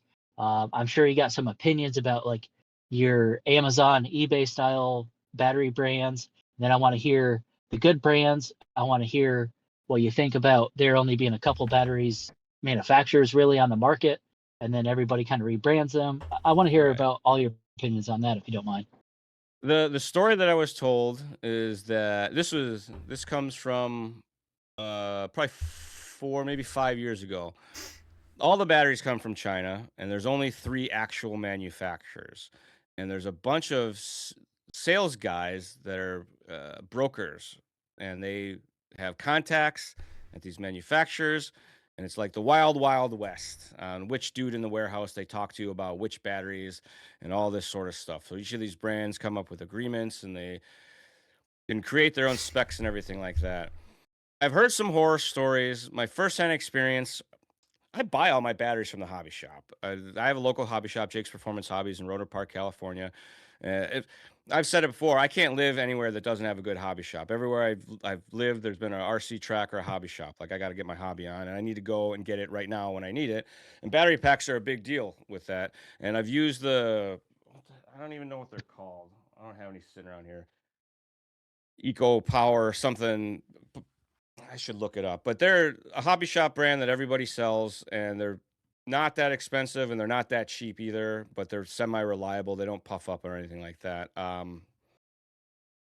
Electro Pro, that's what it is. Electron Pro. They're super cheap, like kind of. They look Yeah. like a knockoff brand, but they're their own brand. They bring them in themselves. They sell here in the United States. They have their own warehouse. They have a sales rep and everything. I talked to the dude one time when I worked at the hobby shop. I used to work at a hobby shop too, and those hold up well. I've got some that are years old that have been my rock crawl thing, but I've had some of those Z batteries off of Amazon, the really cheap Ovonics. I've had some China Hobby lines. I've had the Traxxas batteries, a handful of Traxxas packs, and they all are fine, provided that you leave them in storage charge when you're not using them. I think what a lot of casual RC folks don't realize is how serious of an issue that is for the battery, that it doesn't sit fully charged and it doesn't sit fully discharged. That ruins batteries right away. The cheaper or worse the battery pack is, the farther you discharge it, the more it comes out of balance. So if you run crappy batteries, you got to run higher voltage cutoff so that it doesn't get the mismatch of the cells. Better cells tend to stay, or better packs tend to stay balanced longer. Always balance charge, always storage charge, never fast charge, never just do the charge, because that helps keep the battery healthier longer. Because that very long, tedious, painful balance charge is it bringing the lower cell to match the higher cell. That way they start as close together as possible, and that differential doesn't get as bad. Because a battery loses health over time because one of those cells is always getting discharged a little bit more than the other one. So that every time you get closer and closer to lipo cutoff like that, that one cell continues to get lower and lower and lower, weaker and weaker and weaker, and the cycle continues. And that when you hit them hard, that same thing happens. One of those two cells is going to be stronger than the other one, and when you run them real hard, that one's going to get pulled a little harder. So the balance charging and the storage charging is real important because the cells get hurt when they sit full charge and they sit dead, and that's when they get the puffs, and we all get very, very concerned with our lipo safety. I my buddies have some really cheap knockoff batteries, and even those guys, because I got them on the same kick, they're fine. You just got to be very adamant about never leaving them dead or fully charged. Like we we call it storage party. After we're done doing RC, we sit around doing nonsense, storage charging our batteries, waiting for them to get done. My buddy had his house burned down. He had a lipo fire, his whole house burned down. Childhood, all of his memories, everything like that. So we take lipo stuff really serious when we're with him. Everything, all of the lipos go outside the house. We charge somebody sitting in the room with the charger the whole time. So it's, lipo fires are no joke. And I would stay away from the cheap batteries if I could, but every once in a while you got no choice, and it's just if you take care of them, they seem to be fine. We carry all of our lipos in metal ammo cans. If you want to be extra safe, get yourself some liquid soap. Dawn dish soap is a lipo fire extinguisher. Not enough people know about that. Definitely not enough tracks know about that. If you guys hear this and your track doesn't have a bottle of Dawn dish soap laying there, bring one and donate it to them. Travel with one in your race bag, because something goes wrong in your pits, you grab that, put it on there. It's your best bet. It's better than grabbing it and throwing it or trying to get sand on it or whatever. I've seen it in action. It's a real thing. So the liquid soap is, I have it in my garage next to all my lipos too, just in case. My kid hangs out in the garage with her friends, and I'm always like, dude, if you guys see anything on this table that starts to smoke, this is the fire extinguisher for it. Don't use that fire extinguisher. I'd never do that. That's actually Yeah. really good to know, because you look up the cost of a proper fire extinguisher for lipo, they're super expensive. They suck. So I was I will leave the track name out of it. I was at a race, and some dude was hard cycling. That's the other thing. And you guys are be out there hard cycling your batteries, all you spec racers, and even some of the mod racers that are doing 40 it now. up, 40 down. 40 amp up and down. Don't be doing that with your Amazon special batteries. There's a reason those things are half the cost. It's not because the dude on the name brand battery is driving a Mercedes every day. It's, the dude who sells you those, he has an even bigger Mercedes because he's even make more money off of the cheap batteries that he's. Anyway, point being is, don't be hard cycling old packs that you don't know the status of. If that pack isn't, actually rated for, what is it, 5C? Essentially, what you guys are doing to these things, be careful, so to speak. You smoke some, but I saw one of those chemical lipo fire extinguishers in action. It barely did anything different than you would expect. Like, and they're expensive, and if that was on the table when he did that, you're still ruining everything else around there, and it didn't put the fire out as fast as you would have expected it to. The Dawn dish soap, it stops it dead in its tracks right then and there. That's the other thing with Dawn dish That's soap really- too, is I'm sure it's fairly not harmful to the car itself. Exactly. Yeah, it's soap. They use it on ducks Cleans and it. oil spills. Yeah, it cleans the ducts. Yeah. How bad can it be? Just bust out the hose. You might have to replace some bearings, but hey, at least your car's not destroyed. Lipo fires suck. I've been around a few of them. It's terrible. I was at TDS. We do this bicycle thing where we do RC demos for the people. We've actually gotten people into RC, showing them how awesome it was because they have a little RC track there. And one of the dudes was using a big 6S battery as his power supply to charge his batteries. And the charger doesn't have LiPo cutoff for the power supply side. So it fully discharged this 6-cell pack. And just coincidentally, I'm walking past the thing. I'm like, what is that? What is that? There's a hissing sound. Like, that's not good. Start unplugging stuff right away. And I'm standing there and I don't see that how he had this set up. And I'm like, there's still the sound. And you can smell LiPo. It smells like paint and like a sweet painty smell, if you've ever smelled a lipo puncture or whatever. And I look over and I see the thing sitting there, so I unplug it, and in my hand is starting to grow as I'm moving this thing. I'm like, oh my God. Set it down. Some dude walks over. He's like, hey, can you charge this battery? I'm like, hold on, dude. Everybody stay away from here for like 10 minutes. It was 5-6 minutes later, the thing, and it made like this, like a big fireball. And this, mind you, this is a no energy lipo. That means it's dead. So there's less energy in there to make the fire. If you've ever seen a full charge one go up, it's even worse, dude. They're like, it's a bomb. It's great.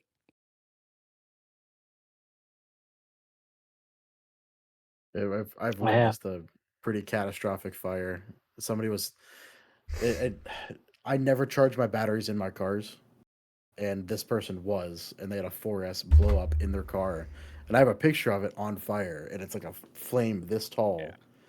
It's like 3 feet above the car, and the whole thing's covered in flames. It was crazy. There was a video not long ago. A dude's charging batteries in the pits at a track, and it's, smoking up in the pits in between everybody. Good times. Yeah, we used to nickel metal the bad lipo, nickel metal charge them. So they, got nice and round, and then we would shoot them with our 22s. It was a fun. We'll call that safely disposing, maybe. I don't know. I live in the woods, it's so. it's just as bad. You're supposed to discharge them and then salt water bath them, and that makes everything inert, and then they become Right. material that you can just recycle after that. Right. Supposedly. Yeah, and I know, like, seeing more videos, and I don't know if it's just because of the internet or more people using lipos or what, but seeing the videos of the lipo catastrophes, and, like, I grab a bad lipo and I go to put it in my garbage can, then I just think about this, waste management garbage truck blowing up because of stupid me that didn't do the proper thing. And I'm like, Yeah, don't no, do that. Let's do the right thing. So I got a metal bin You outside can. the house. You can collect all your lipos and put them in a bucket and take them down to the fire department, a couple times a year. They don't care. Yeah. They'd rather you do that than them put out a fire later. Like, you just drop them off. Okay, it's fine.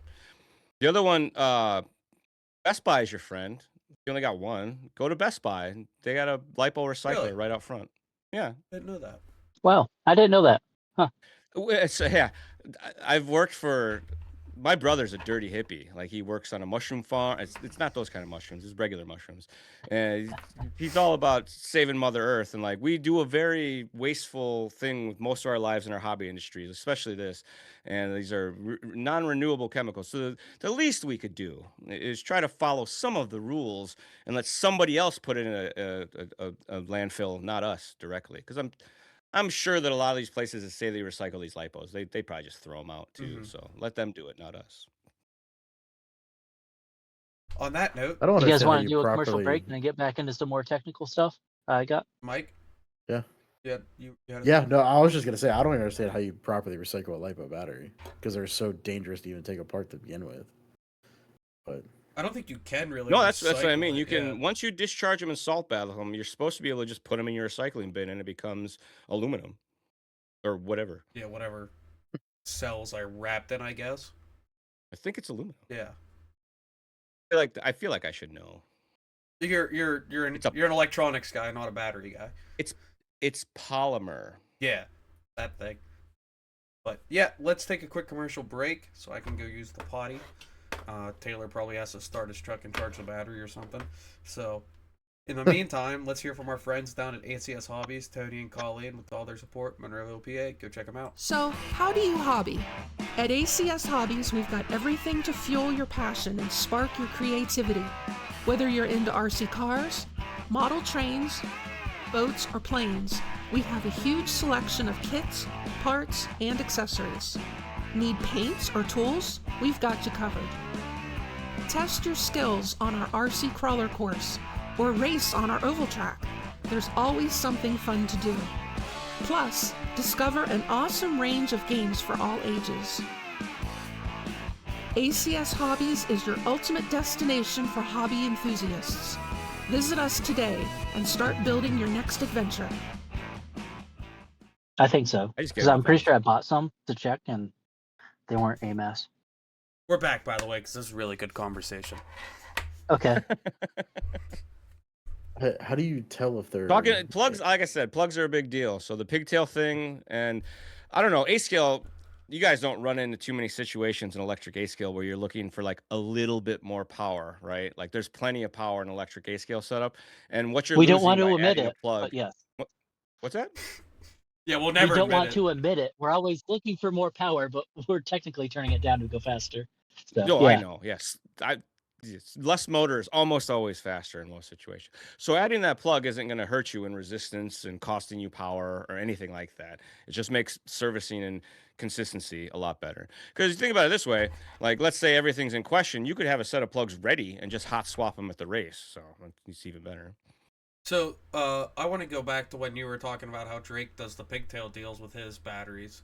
So, he runs a bullet battery, has 5mm bullets, an XT90. So he's going for a walk now. He's gonna show me exactly what he does. It's like this, but better. Yeah, but so you don't find that adding too much resistance or anything? Nah. Okay. If they were to enough resistance to cause a problem would make something become unsoldered, or that plug would.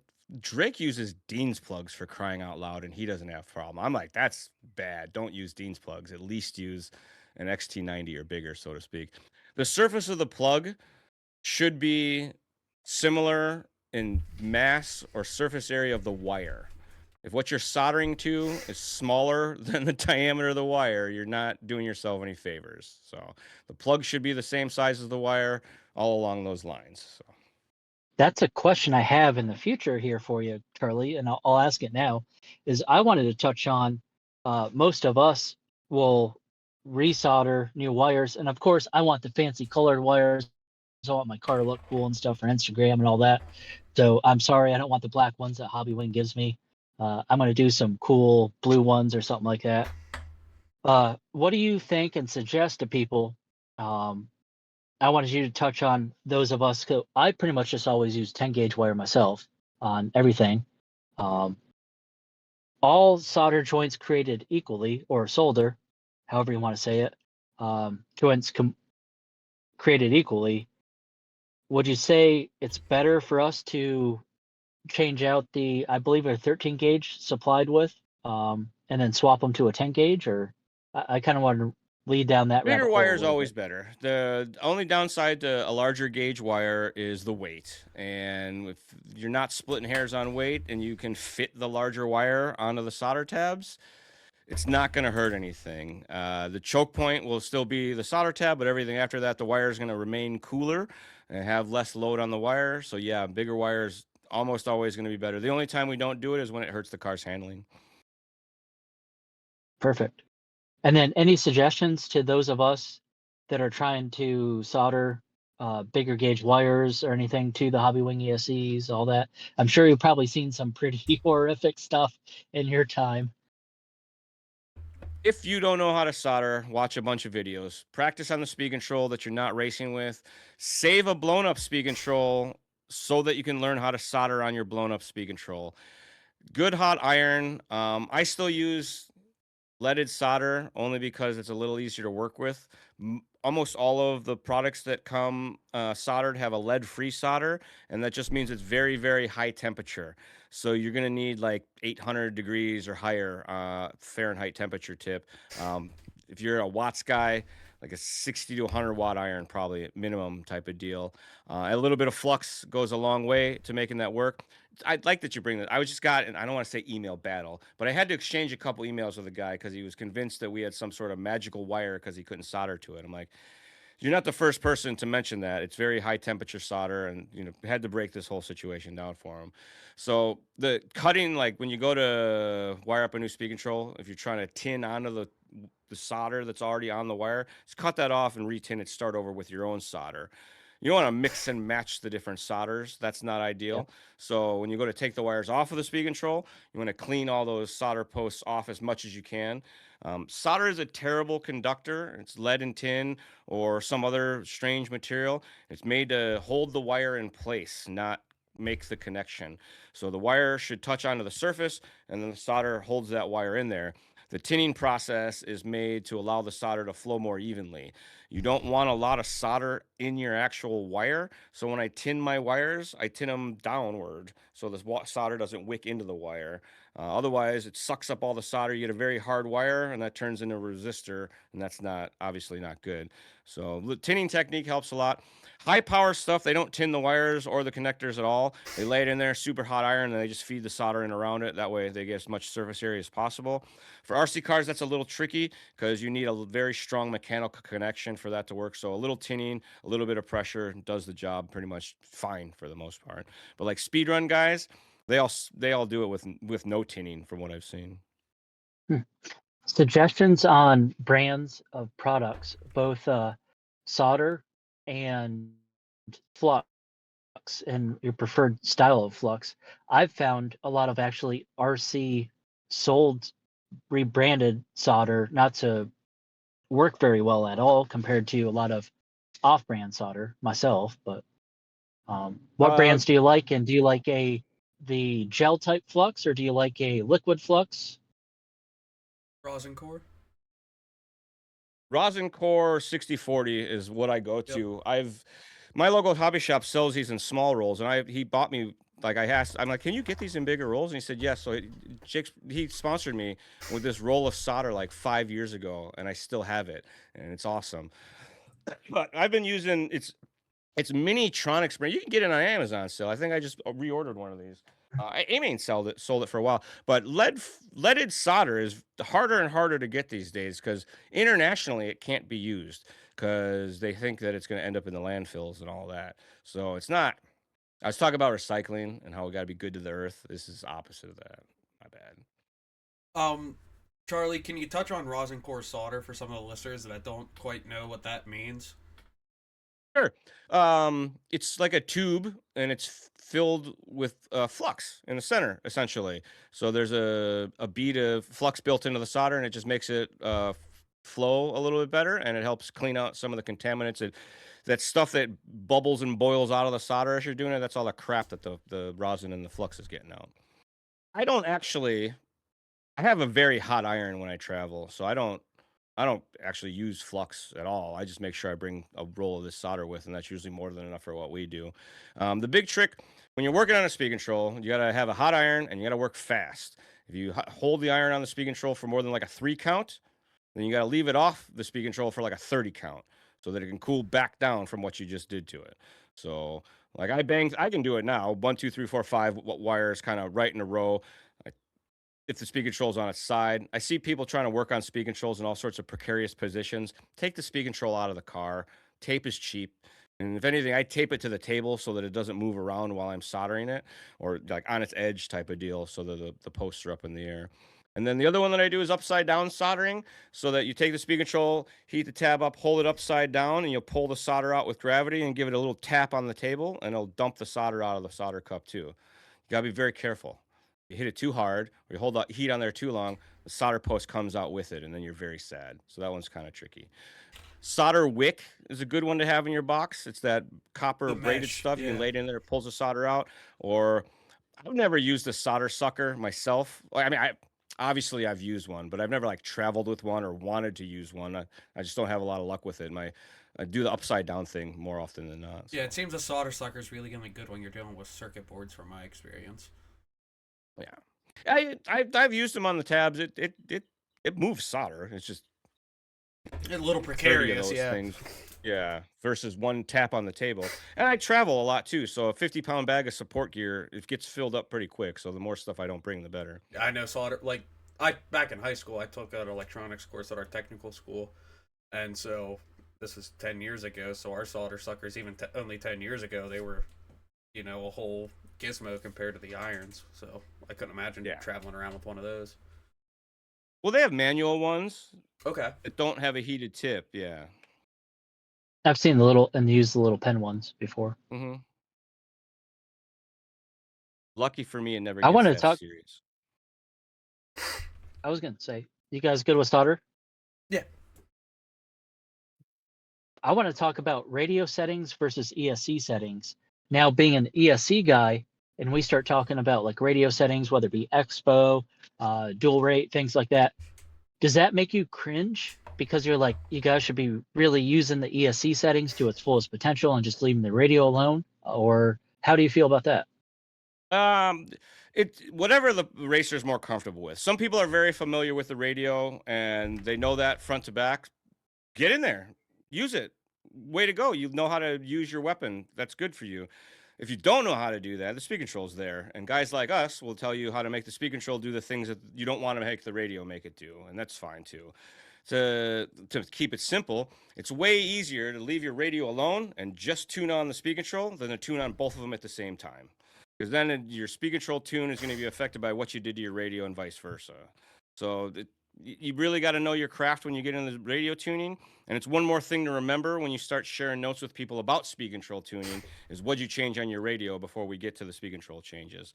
So everybody, if I've learned anything, everybody's very, very different in this segment. But for me, I use the speed control stuff because I don't want to mess with the radio because it's one less thing to think about. All I adjust on my radio is the steering stuff for endpoints. And maybe like the couple times I've raced carpet off-road, we turned the steering speed down a little bit because it made it a little less twitchy. But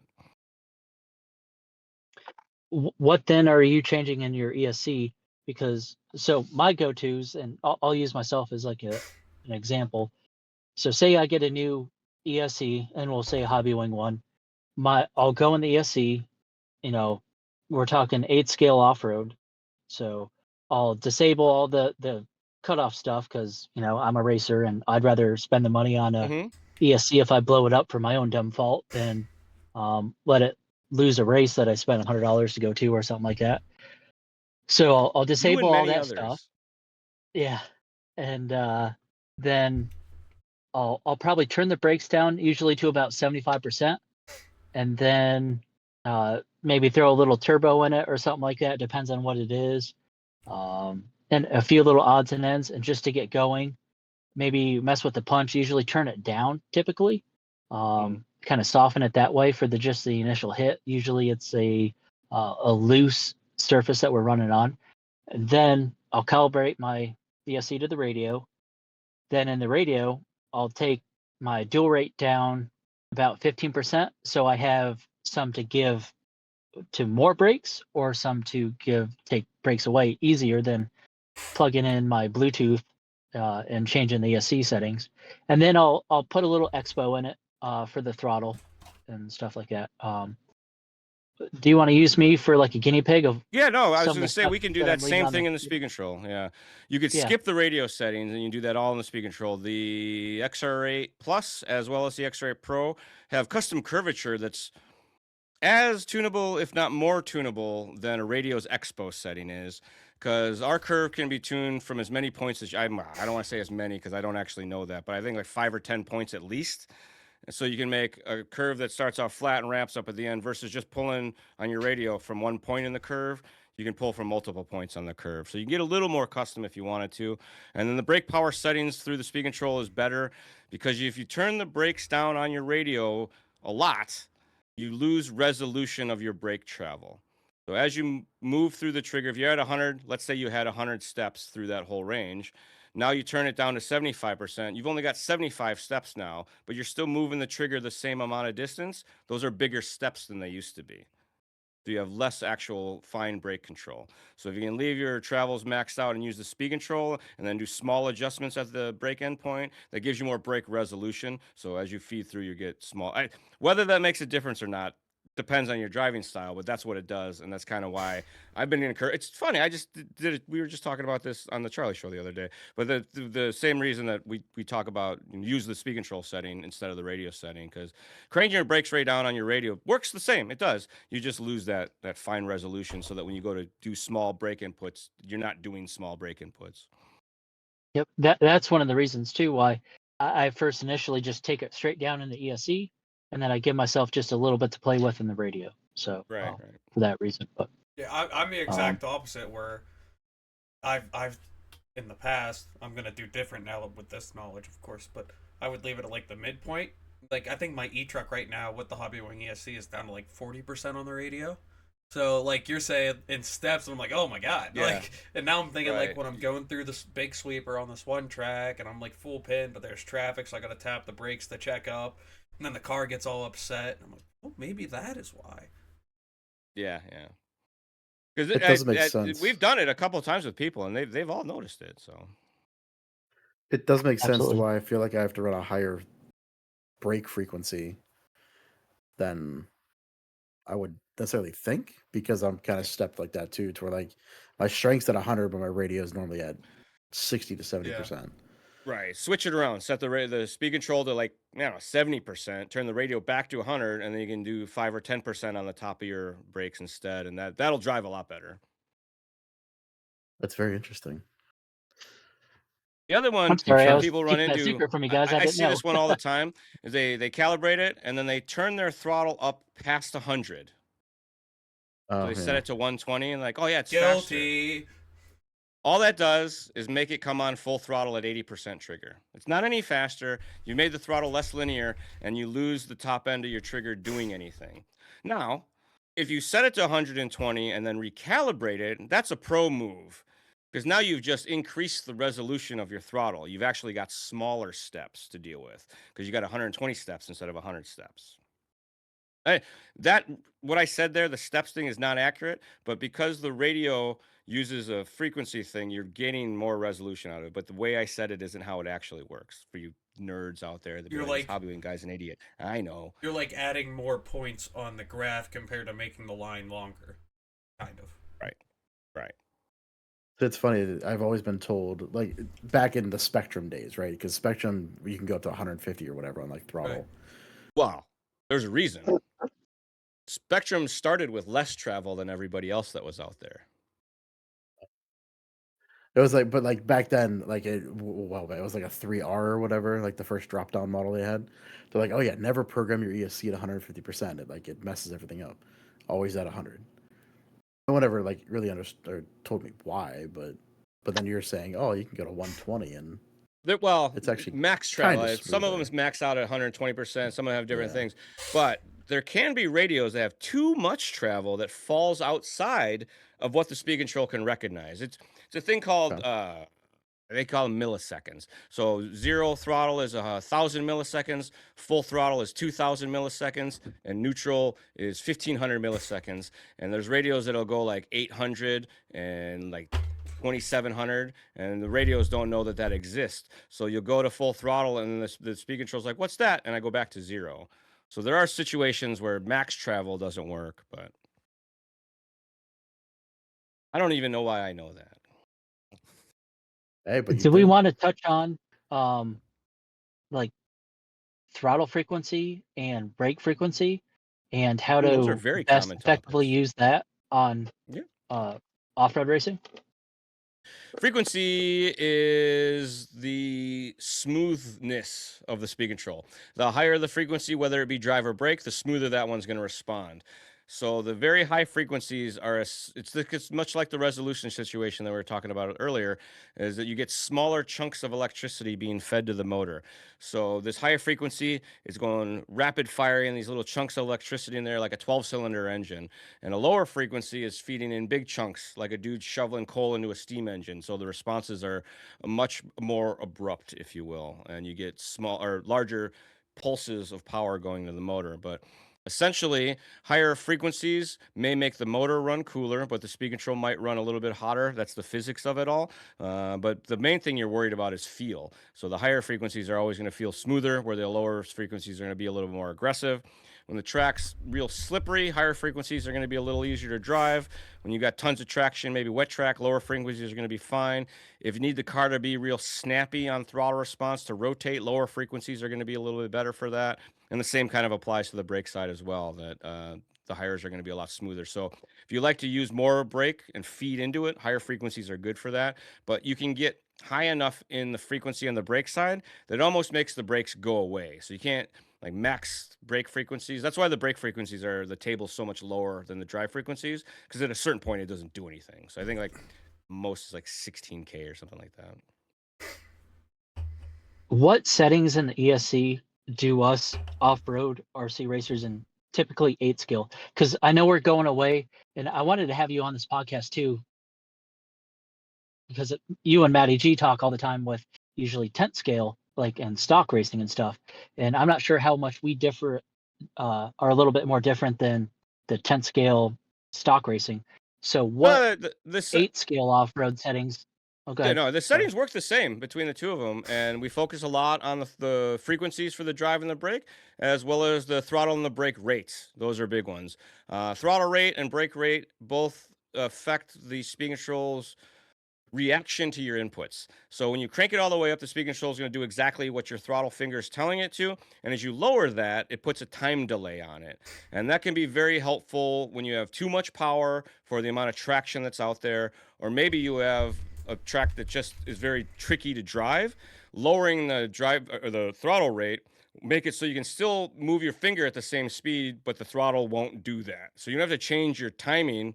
The speed control will take care of that. And the same for the brakes. If it feels like you can never lay into the brakes slow enough, starting to lower your brake rate, a couple steps at a time will help that out as well. So that all applies there. Initial throttle force is another one that's a bit of a mystery. And for most applications, leave that at like 1 or 2. The only time you're going to crank that guy up is if you have tons of traction and you feel like the car could accelerate from 0 throttle harder. It affects the way the motor starts from 0 throttle. The higher it is, the harder it starts. It's pretty straightforward. But with most A scale stuff, you're never going to notice it because you're not really ever at 0 throttle when the motor's going slow enough for that to make any difference. So, Any other settings that we're kind of missing out on that you wish we would use? you already mentioned the LiPo thing. Auto LiPo will make your car shut off before it's halfway discharged. It does it on purpose. It's there for safety so that you pay attention to your LiPo settings. Most racers disable it. If you're not going to disable it, you can set it to the total pack voltage, not the per cell voltage, because I get that all the time. So if you want to set it to cut off at like 3.5 volts per cell on a 4-cell pack, that's 3.5 times 4. Quick math says that's 14 volts, right? Yeah. Sure. 3.5 and 3.5 is 7. 7 and 7 is 14. We got it. Good job, team. But it's a total pack voltage. You can even go a volt Whenever lower than somebody that if you starts still doing want to have math- some protection. Oh, sorry. No, you're good, Charlie. I was just making a joke. Whenever somebody starts doing math in public and I'm there, I just kind of look around and it's all up to the other person. Yeah. Yeah. I'll pretend I'm doing something. So whatever you say for a math answer, yes. I'll take my socks off. I have this conversation in email with customers, and I do the math in the email to make sure that I got it right. Like, Show your work. I can see it.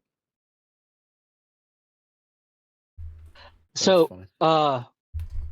what are some of your favorite things about RC racing in the industry and stuff right now? And what are some things that you absolutely hate and would like to see changed? If mark qualifying is the worst, it's creating bad drivers and people who can't race each other because none of us have gotten enough time running door to door that we know what to do when the main starts. There's got to be a better way to do qualifying and somehow decrease qualifying runs and increase side-by-side racing.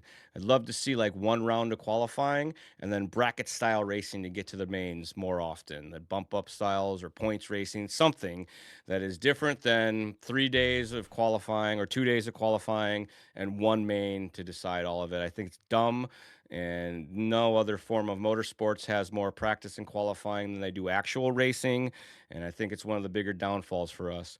I get it. We're not the same as real racing. Very few of us are getting paid to do this or making money doing this. So we're not here to put on a show. We're here to appease the racers, and we can appease them by giving them more track time that is less heartbreaking if they get it wrong, and that's practice and qualifying. So, but I would love to see any race come up with something where we race a little bit more than we do practice and qualifying. So that I don't like. What I do like recently, it's been great to see Dirt Oval making a bit of a comeback, and I'm sad to say the backyard tracks are on the upswing only because so many tracks are struggling right now because the internet is ruining all the local tracks, hobby shops.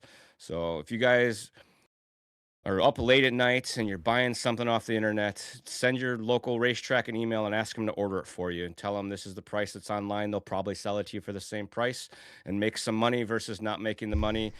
It's a pain in the ass, I know, but without the tracks and the hobby shops, what are we all doing out here? We're all going to be internet friends only, and that's not going to do anybody any good. So I got off on a sidetrack. That's definitely not my favorite part. But I want to. I'm a big.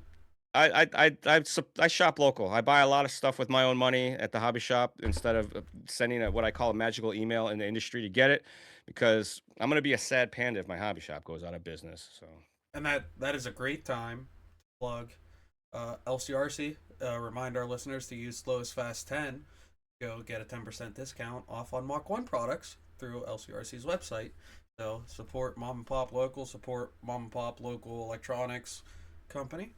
While you're there, you might as well check out a Hobby Wing ESC or motor. What? Well, I got to work with the dude. What's that guy's name? I feel bad. I couldn't just remember. Chris? Paul Ciccarello? No, the guy from LCRC. Kevin? Oh, Kevin. Kevin. He did Awesome Kevin Track one year for us. He was the track guy for Awesome Track. Really? Yeah, I've been to LCRC years ago for a national. And all the late night talks of sitting around LCRC and Kevin doing his short story longs, he has not mentioned about anything. Kevin's been trying to text me right now you got one on him. You can be like, hey, Charlie said. Like, what the hell? I'm gonna feel terrible if that's not the same guy, but I'm 98% sure it's the same. Well, guy. they always, I don't want to say always, but they usually had a vendor booth set up there with the oval track, and I know in the more recent years, not like this past year, the year before, but Kevin had a lot to help with the oval side of things, so I'm sure. I think the year that he did Awesome Track perhaps was the last year of Awesome Track, and then it transitioned over to being oval. I don't know. That like I said, I forget more things than I remember these days. I don't know. Let us know in the comments if you know. We'll have to ask Scotty. He'll probably remember. Oh yeah, he remembers everything. He doesn't. It's terrible. He'll remember everybody's names, but when it comes to he'll remember dudes' kids' names. He's a masterful name remember, but details of a race, conversation you had with him yesterday, doesn't remember it at all. Yeah, it's hilarious, dude. That's hilarious. Awesome. Alex, what else you got? I got one big question. So, Charlie, we spent the past 2 hours talking about your upbringings in the hobby, where you got started, your career changes throughout the hobby, and then we drifted into where you're at now. At no point in that did we mention anything with nitro. Have you ever messed around with nitro racing? Oh yeah. How do you feel about that? Do you like still do it any? Do you plan to do it later on at some point in the future? Nitro is perhaps one of the better forms of RC racing. Agreed. A scale off road, A scale on road. Of the things that you can make a spectator friendly thing, a 60-minute final with pit stops or a 45-minute final with pit stops, friggin' amazing. I raced A scale on road for a season. We bought two Mugen A scale on road cars, two engines, tire truer. We did the whole thing. And my dad sucked at motor tuning, so we never finished a qualifier or did anything. So I said, Nitro's pretty cool, but it's not for us yet. So I figured I was going to make a career of my sweet RC racing. And then one day I'd be able to get sponsorships and be rad and have a mechanic. And that never happened. I got a job. But no, Nitro racing's awesome, dude. Like, it's like dirt bikes for RC people. And you go to Nitro, you know, this is terribly inappropriate. There's way more hot chicks in Nitro off-road races than there are electric on-road races. I'm just saying. I don't go to either discipline, but I'll take your word for it. Well, I mean, like, we can talk about Motorama because I know a lot of our listeners are at the Northeast region and have been or go to Motorama every year. You go to Motorama, and whether you're at whether it was the 10 scale track or now the oval track or the A scale side, and like you see all the sweaty RC racers, and then you take the walk down towards the motocross track, and it's just like all these hot chicks, and you're like questioning every step in life, and you're like, why am I here when I could be out there with these hot chicks? Yeah, so. Yeah. Dirt bikes are significantly more expensive. I hobby ride dirt bikes. I'm like, Jesus, this is I could have bought 4 RC cars for what I got into this. Yeah. And then I go out and ride dirt bike. I could drive a RC car for a couple hours at a time. I can ride my dirt bike for like 15 minutes at a time. It's kind of embarrassing. Yeah. So, in turn, totally not related to that last question. If we were in an alternate universe, a whole different planet, and you never got into the RC gig, if you could pick your dream job other than what you're doing now and what you have done, what would it be? You can't say anything RC related. When I grew up watching race car racing, and I would have been a race car driver of any type if I had my way. Probably a FIA rally driver. I thought rally driving was the coolest thing ever when I was a kid because you kind of ran those courses blind. Those dudes had the biggest balls. I grew up in the Colin McRae days, so rally driver for sure. Oh, yeah. Group B was insane back in the day. There'll never be a better form of racing, in my opinion, no matter what discipline. I called in sick to work because we were up all night playing Colin McRae Rally, trying to beat each other on the lap times. And sun came up. I'm like, well, I'm not going to work. This is a terrible idea. That's awesome. Me, Hodap, and Fertani. My hometown, they have SDPR Rally, and that used to be where Travis Pastrana used to go. Ken Block, RIP, when he used to do rally. And then Colin McRae, way back in those days. We're talking like late 80s throughout the 90s. And they still do it today, every year. And they always did it on prom day for the most part for us in high school. And I remember skipping prom to go watch rally, or going part of prom and watching rally after that. So, yeah, a lot of good memories surrounded by rally stuff. I skipped all my homecomings. Me and my friends would grab like a big cooler, a portable grill, and we just go out in the woods and cook dinner, burgers, hot dogs, drink beer, and so very similar. But I'm with you on rally. It was a lot of good times for me surrounded by that. We went to Elkhart Lake a bunch when I was a kid, and that place is kind of like that. The track was so big, you'd hike through the woods to get to the different corners. It was pretty awesome. So, I always call all of us RC racers nerds. We're all nerds in some form, Charlie, is there anything else you really nerd out on? Like any other hobbies or shows or anything else? In my old age, I found that every hobby I get into, I fall into a deep dark hole and I learn more about it than I want to know about it and or should know about it. I got into riding Groms. A Honda Grom is a 125 street legal. Uh, it's a street bike essentially, Right. and we started doing reflashed ECUs, tuned cams, started porting our own intakes, making exhausts, shaving wheel spacers, all sorts of nonsense. Same thing starts to happen with a dirt bike. I can't leave a dirt bike alone. I got to get different tires, different grips, different foot pegs, all just because it's a little bit better and a little bit more comfortable type of deal. I got into walkie talkies. I got a whole bunch of walkie talkies now for no good reason. Don't even use them. They just sit in the closet waiting for the apocalypse. And then I can talk to myself, I guess, because I didn't give them to anybody. So yeah, I kind of get a little nerdy on everything. And I as much as you so that you can feel comfortable spending your money on it and then you're buying the right thing. I think Right. that's maybe my hobby is not pissing my money away on stuff that I don't think I want, or at least talking myself into wanting it. So after hearing about how you if you could pick a different life, you'd want to be a race car driver and you nerd out on Groms and stuff like that. Would you consider yourself a gearhead then at that point? Yeah, probably. I grew up around all that stuff. My dad raced karts. We rebuilt engines. We rebuilt Volkswagens. I've taken stuff apart, put it back together, and it ran again type of deal. So a little bit. Like I work on my own motorcycles. I do my own oil changes, and rotate tires, stuff like that. I have a toolbox and a floor jack and all that. So yeah, it's definitely say I'm a gearhead. Do you have like right now in your possession like your like show car, your Sunday driver, weekend car? No, no, nothing like that. I go use stuff all the time. I figure that's an old man thing. I don't want to be that old where my excitement is going out to show off my thing. I want to go use it. So I bought a truck a couple years ago because we do a lot of camping trips. So you got to get back in the woods and have four-wheel drive. Got into riding dirt bikes because it makes me feel like I'm about to die every time, fitness wise. So it's something good to get outside and do that kind of pushes your limits a little bit. And I got a bunch of dirt bike people are fun like RC people. You kind of rednecky yeehaw good time type of folks that like to party. So RC and dirt bikes, mountain bikes. I got a bunch of mountain bike bicycle friends. We got bicycle fever there for a while. We got way into riding bikes, and a bunch of bike people are super tweaker nerds when it comes to tuning on mountain bikes.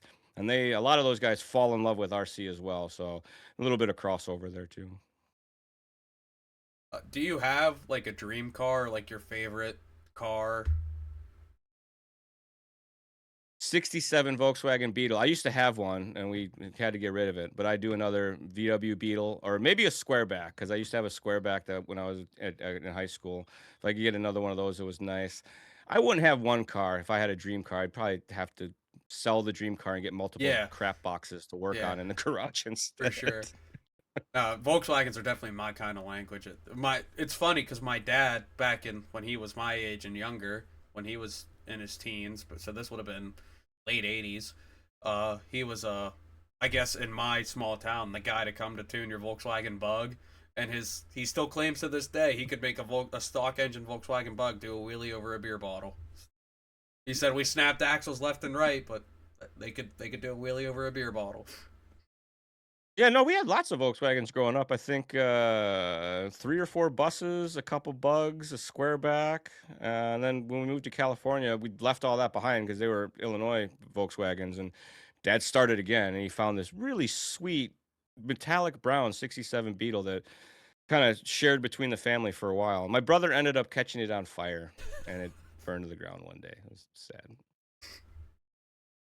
That's not fun. Yeah. All right, anyone else? I'm spent. I have one thing that's completely unrelated to what you guys were just talking about. So, it was kind of touched on really early on when you were talking about Motorama, Charlie. To where like when you're at Motorama, you had mentioned that you're kind of advertising RC to people that have money, right?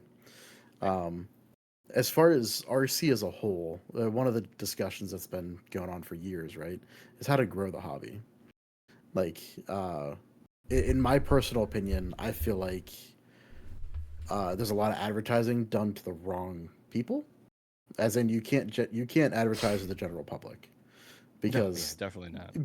they don't care. I mean, it is a motorsport in the end of the day, to where I think like places like Motorama or just advertising to other motorsports and other motorsport people is who you should be advertising to. Because I mean, let's be honest, we have a lot of motocross guys that race RC cars, right? Yeah, Like I was just the mountain bikes is the same way. Anything competitive, I think RC is attractive to. yeah, like I don't know, in your years of the hobby, like how do you think it is right now as far as the growth of it? Like, is it larger? Is it smaller? Is it getting smaller? Is it steadily growing? Like, what do you think? Well, it seems like it's an up and down wave all the time, and the racers and the tracks cycle on either classes that are popular, or a new class will come along that gets either current racers to add that class, or it gives new people a class to get into that's a little more simple. Some of these stock slash races that are out there, or on the on-road side, they do that real simple Euro truck stuff. It's a lower cost, but most importantly, it's a simplified form of racing where you get to not focus on tuning the car or what I always let sanding your shims and rebuilding your shocks, but just driving this car around and getting track time and getting better and seeing the improvement through driving versus seeing this drastic improvement through buying better stuff. Because we go club racing and we've all seen it, dude. Kid's good, and the only thing that's holding this kid back is a new set of tires or the right chassis or the right speed control, the right motor. Go drop a couple $100 real quick and you're going to go win the main. Okay, they do it and it's true, and that follows suit. And that's very discouraging for somebody who's coming through the ranks and wants to get into racing. Like, if you're going to sell somebody, you want to go club racing with me? Sure, sounds good. All right, get out your $2,000 to run one class, and then you're going to go to the track and hang out for 12 hours. And you're going to drive the car 5 times. Oh, and they're going to charge you money to do this too, and you get nothing at the end of the day. It's a hard sell, dude. I mean, like, you spend $2,000 on a dirt bike, you go to the OHV park for the day, you can ride that thing until your arms fall off. You're the limiting factor. Whereas RC cars, the format of racing can be the limiting factor and the level of complication to drive this thing. There's not enough forms of racing where you get to run the car for a long period of time and kind of advance through that process. There's not enough places that have these classes where it's inviting for the new guys to have a practice day to come be slash guys all together and do 20-minute runs. Some form of a place for people to go and learn to drive an RC car so they get confident enough that they then want to race it and spend the money to move forward. And that starts with these real basic classes where you're not allowed to do a lot of modifications. I'm not a huge fan of totally box stock classes because sometimes that's very limiting and that makes for a bad hobby experience, that the servo sucks, the radio sucks, whatever. And there should be some tinkering allowed to make for a better hobby experience, a better racing experience. And that can be a class that, a track has that some of their locals run so that people can see how awesome the racing is, but maybe not their best locals are going to run to scare everybody out of that class. We've all seen that type of deal.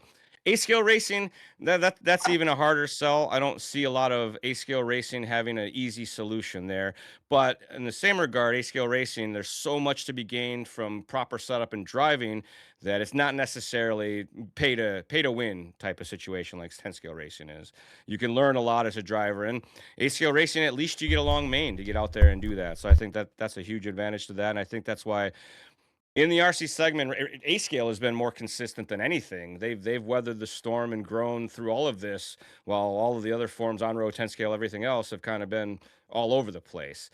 You don't hear nearly as many A-scale tracks shutting down as you do 10-scale tracks shutting down, which I think is a sign of the times. And I mean, even A-scale tracks seem to be thriving a little bit. So I know I'm getting a lot more pressure from the team to start attending more races because they're starting to see some growth in the electric A-scale side. I know that race results wise, I can go online and look at the A-scale entries and like, there's an entry count where it's worth it for us to go, and we're getting there now. So that's a good sign for me that A-scale is on the rise, and it makes sense. It's the coolest kind of racing there is, honestly. What's your minimum for entry count for you to be like, okay, that's should I be. was a race lying. that I should just attend. made that up right now. There's no Oh. actual number, but yeah, when it's got to be more than like 30 guys in a class for me to spend the whole weekend there. So we're getting to the point where we got more than 30 racers, so that's a good sign. So No, getting but you out if to you compare it to what we I LCRC. do got an an event for electric. you then, Charlie. Yeah. Well, I'm gonna go. 95% sure that I'll be at the ACL Off-Road Nats at Chico, because Live RC is trying to have me be the announcer. So I said yes. So I'll be there doing double duty. So that'll be fun. So you're saying there's a chance where we can get you to LCRC because their entry counts have been 400 plus. The electric classes are what I'm worried about. But yes, So there's we're definitely looking a at chance. like 80 plus intermediate e-buggy entries. Alone, That's just a intermediate. fantastic number. I'll be there. Yeah. Yeah, intermediate averages 70 to 80, experts another 30, 35. And that's just buggy. That's a not very good including sign. truggy. Those are unheard of numbers 2 years ago. Yeah, this Yeah, is once a month. Yeah, Really? For, yeah, for that's a 4-day good for you race. yeah, guys. once a month. Yeah, that's awesome. See, Kevin is Yeah. as smart as he sounds. Krista. Oh, it's the wife. She's Yeah, in charge. Yeah. Yeah. That's, Sorry. she's the 51%. Kevin's the 48 because then their kid is 1%. You know. That's the joke I always say, and I'm probably whenever 3 months from now when they listen to That's this, once a month. yeah, Krista will pat me on the back, Yeah. and then Kevin will give me an ear lashing, but it's fine. Yeah, and then what? We still have electric truggy. You have 10 scale. Yeah. And then in September we have a short course only class. Oh, wow. Yeah. RC's always been pretty strong out by you guys. Yeah. She's the Winter makes it so the that you better really half look forward to and the doing majority. something. Yeah. It's kind of funny how like it's like really strong in the Northeast and then really strong in the Southwest. Like, I mean, Florida has their own thing going on down there, which is really great. I mean, it's big everywhere, but really seems like the Northeast and the Southwest seems to be the biggest areas. But I will say, think- if there's one, sorry, I don't want to cut you off. No, go ahead. I was gonna say, if you ever decided to come to LCRC, the one that never fails is the one in August, the Mugen Challenge. That one always has typically the highest attendance of the entire year. Adam put that one on my radar. I think I asked him for a list of races, and that's one of them. So that's still July, April, May, June, July, August. Oh, maybe I'll have to wait. Yeah, My he's boss there doesn't every like to year. approve things this close. Yeah, understandable. Fair. But yeah, he's there every year to do his clinic on Thursday, the Drake clinic, Thursday morning, and then we go into practice Thursday afternoon. Maybe I don't know. No promises, but I'll definitely run it by the boss next time I talk to him, because it's if it's a just fly out, show up, check it out, be awesome, do support, help people change speed control settings and do updates. That'd be well worth it. Sure, yeah, it'd definitely be a good opportunity. Yeah, and there's a lot of hobby wing being used at that track. Good. So I've talked to them on occasion about local services, and he mentioned that they have a lot of hobby wing users, so that's good. Yeah, I know. Good for me. Hobby It's Wing is one of probably the a- brands he pushes. yeah, it's probably in the 50% or higher Yeah. range of hobby wing people. I'm sold. I'm gonna ask the boss. Hell yeah. Yeah. If one of you guys can email me, charlie@hobbywing.com, with the dates and the local airport, that'll get me one less Google search. I will do that. He's doing it right now. Okay. I'm just Absolutely. I'm writing it down so Taylor can do it. Yeah. Charlie@hobbywing.com. Do you want me to cut that out so you don't get weird emails? And usually I'm there I publicly announce my email all the time. Okay. If any people are out earlier there, than the rest of the you have guys hobby do. wing questions, by all means, charlie@hobbywing.com. Just to verify, I need And your Charlie's- last four, mother's maiden name, first pet. Street address, your first pet's name. And Charlie's personal phone number is 8675-309. Yep, Yeah, that's the one. that is it. What I do like is when people text me on Sunday or they message me on Facebook on Sunday morning when they're on the East Coast and it's 9 a.m. and it's 6 a.m. my time. So And it's probably something like super emergent, like, oh, I'm up in the C main and my ESC is not working right. I don't get too many race emergencies. I think people these days they get a hold of Matt before they get a hold of me for Okay. stuff like that. I get more casual stuff that they're doing a build, they want to whatever. No, nothing that I have to answer right away. For sure. And often I don't. Anything else before we wrap it up?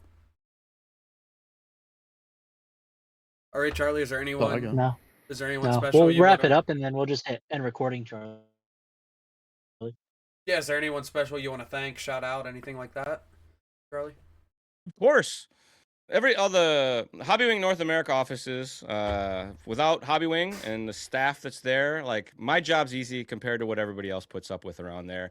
They make a fantastic project or a product that makes my job a lot easier than it needs to be. So I'm just the guy who's lucky enough to be able to talk to the people about the things. So I can't thank the bosses and everybody at the warehouse, the engineers, the factory folks. Matthew Gonzalez, who came on the team with us a couple years ago, he's been a great addition, and he's made my life a whole lot easier when it comes to this team driver stuff for sure. And we do a podcast. It's called RC Stuff, powered by Hobbywing. We do 2 episodes every month. It should be available on all popular podcast service. We give away at least some Hobbywing logo gear. To find out how to enter to win, all you have to do is listen to an episode. You can get it straight from the source at anchor.fm/hobbywing.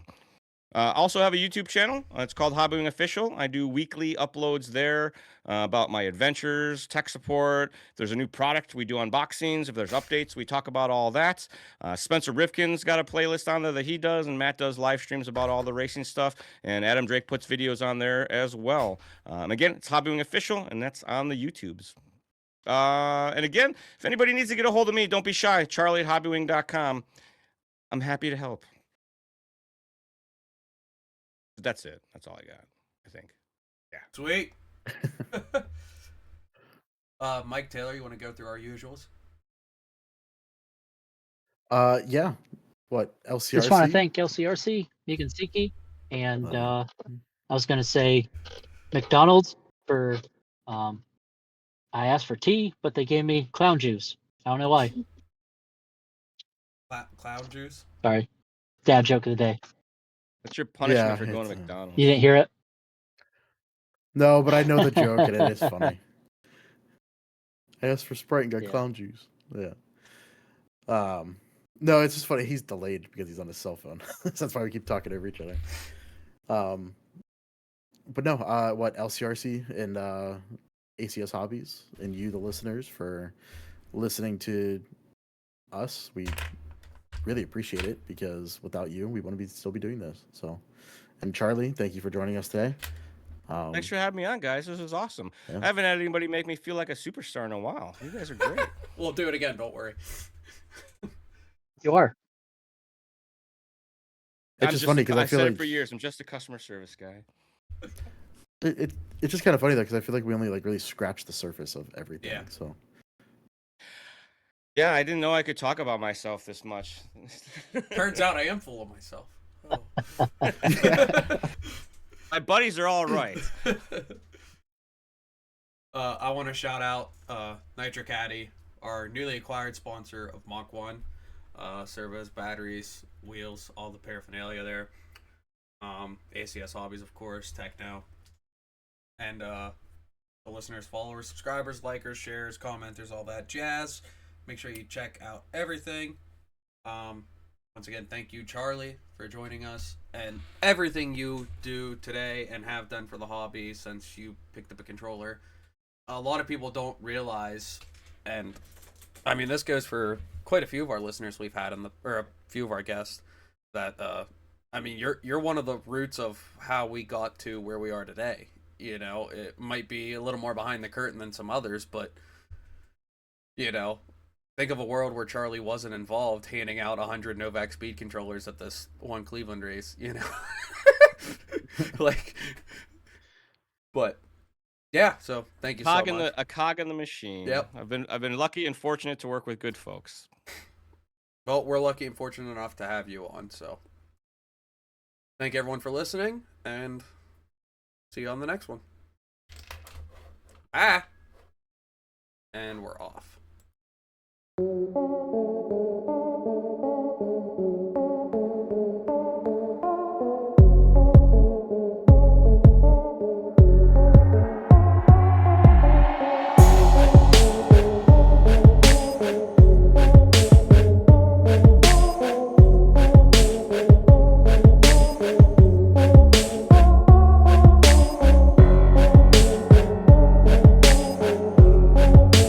It's a starter box adapter plate. I got tired of the pins moving on me with the boxes. And what this plate does is it affixes the four corners of your chassis to the starter box.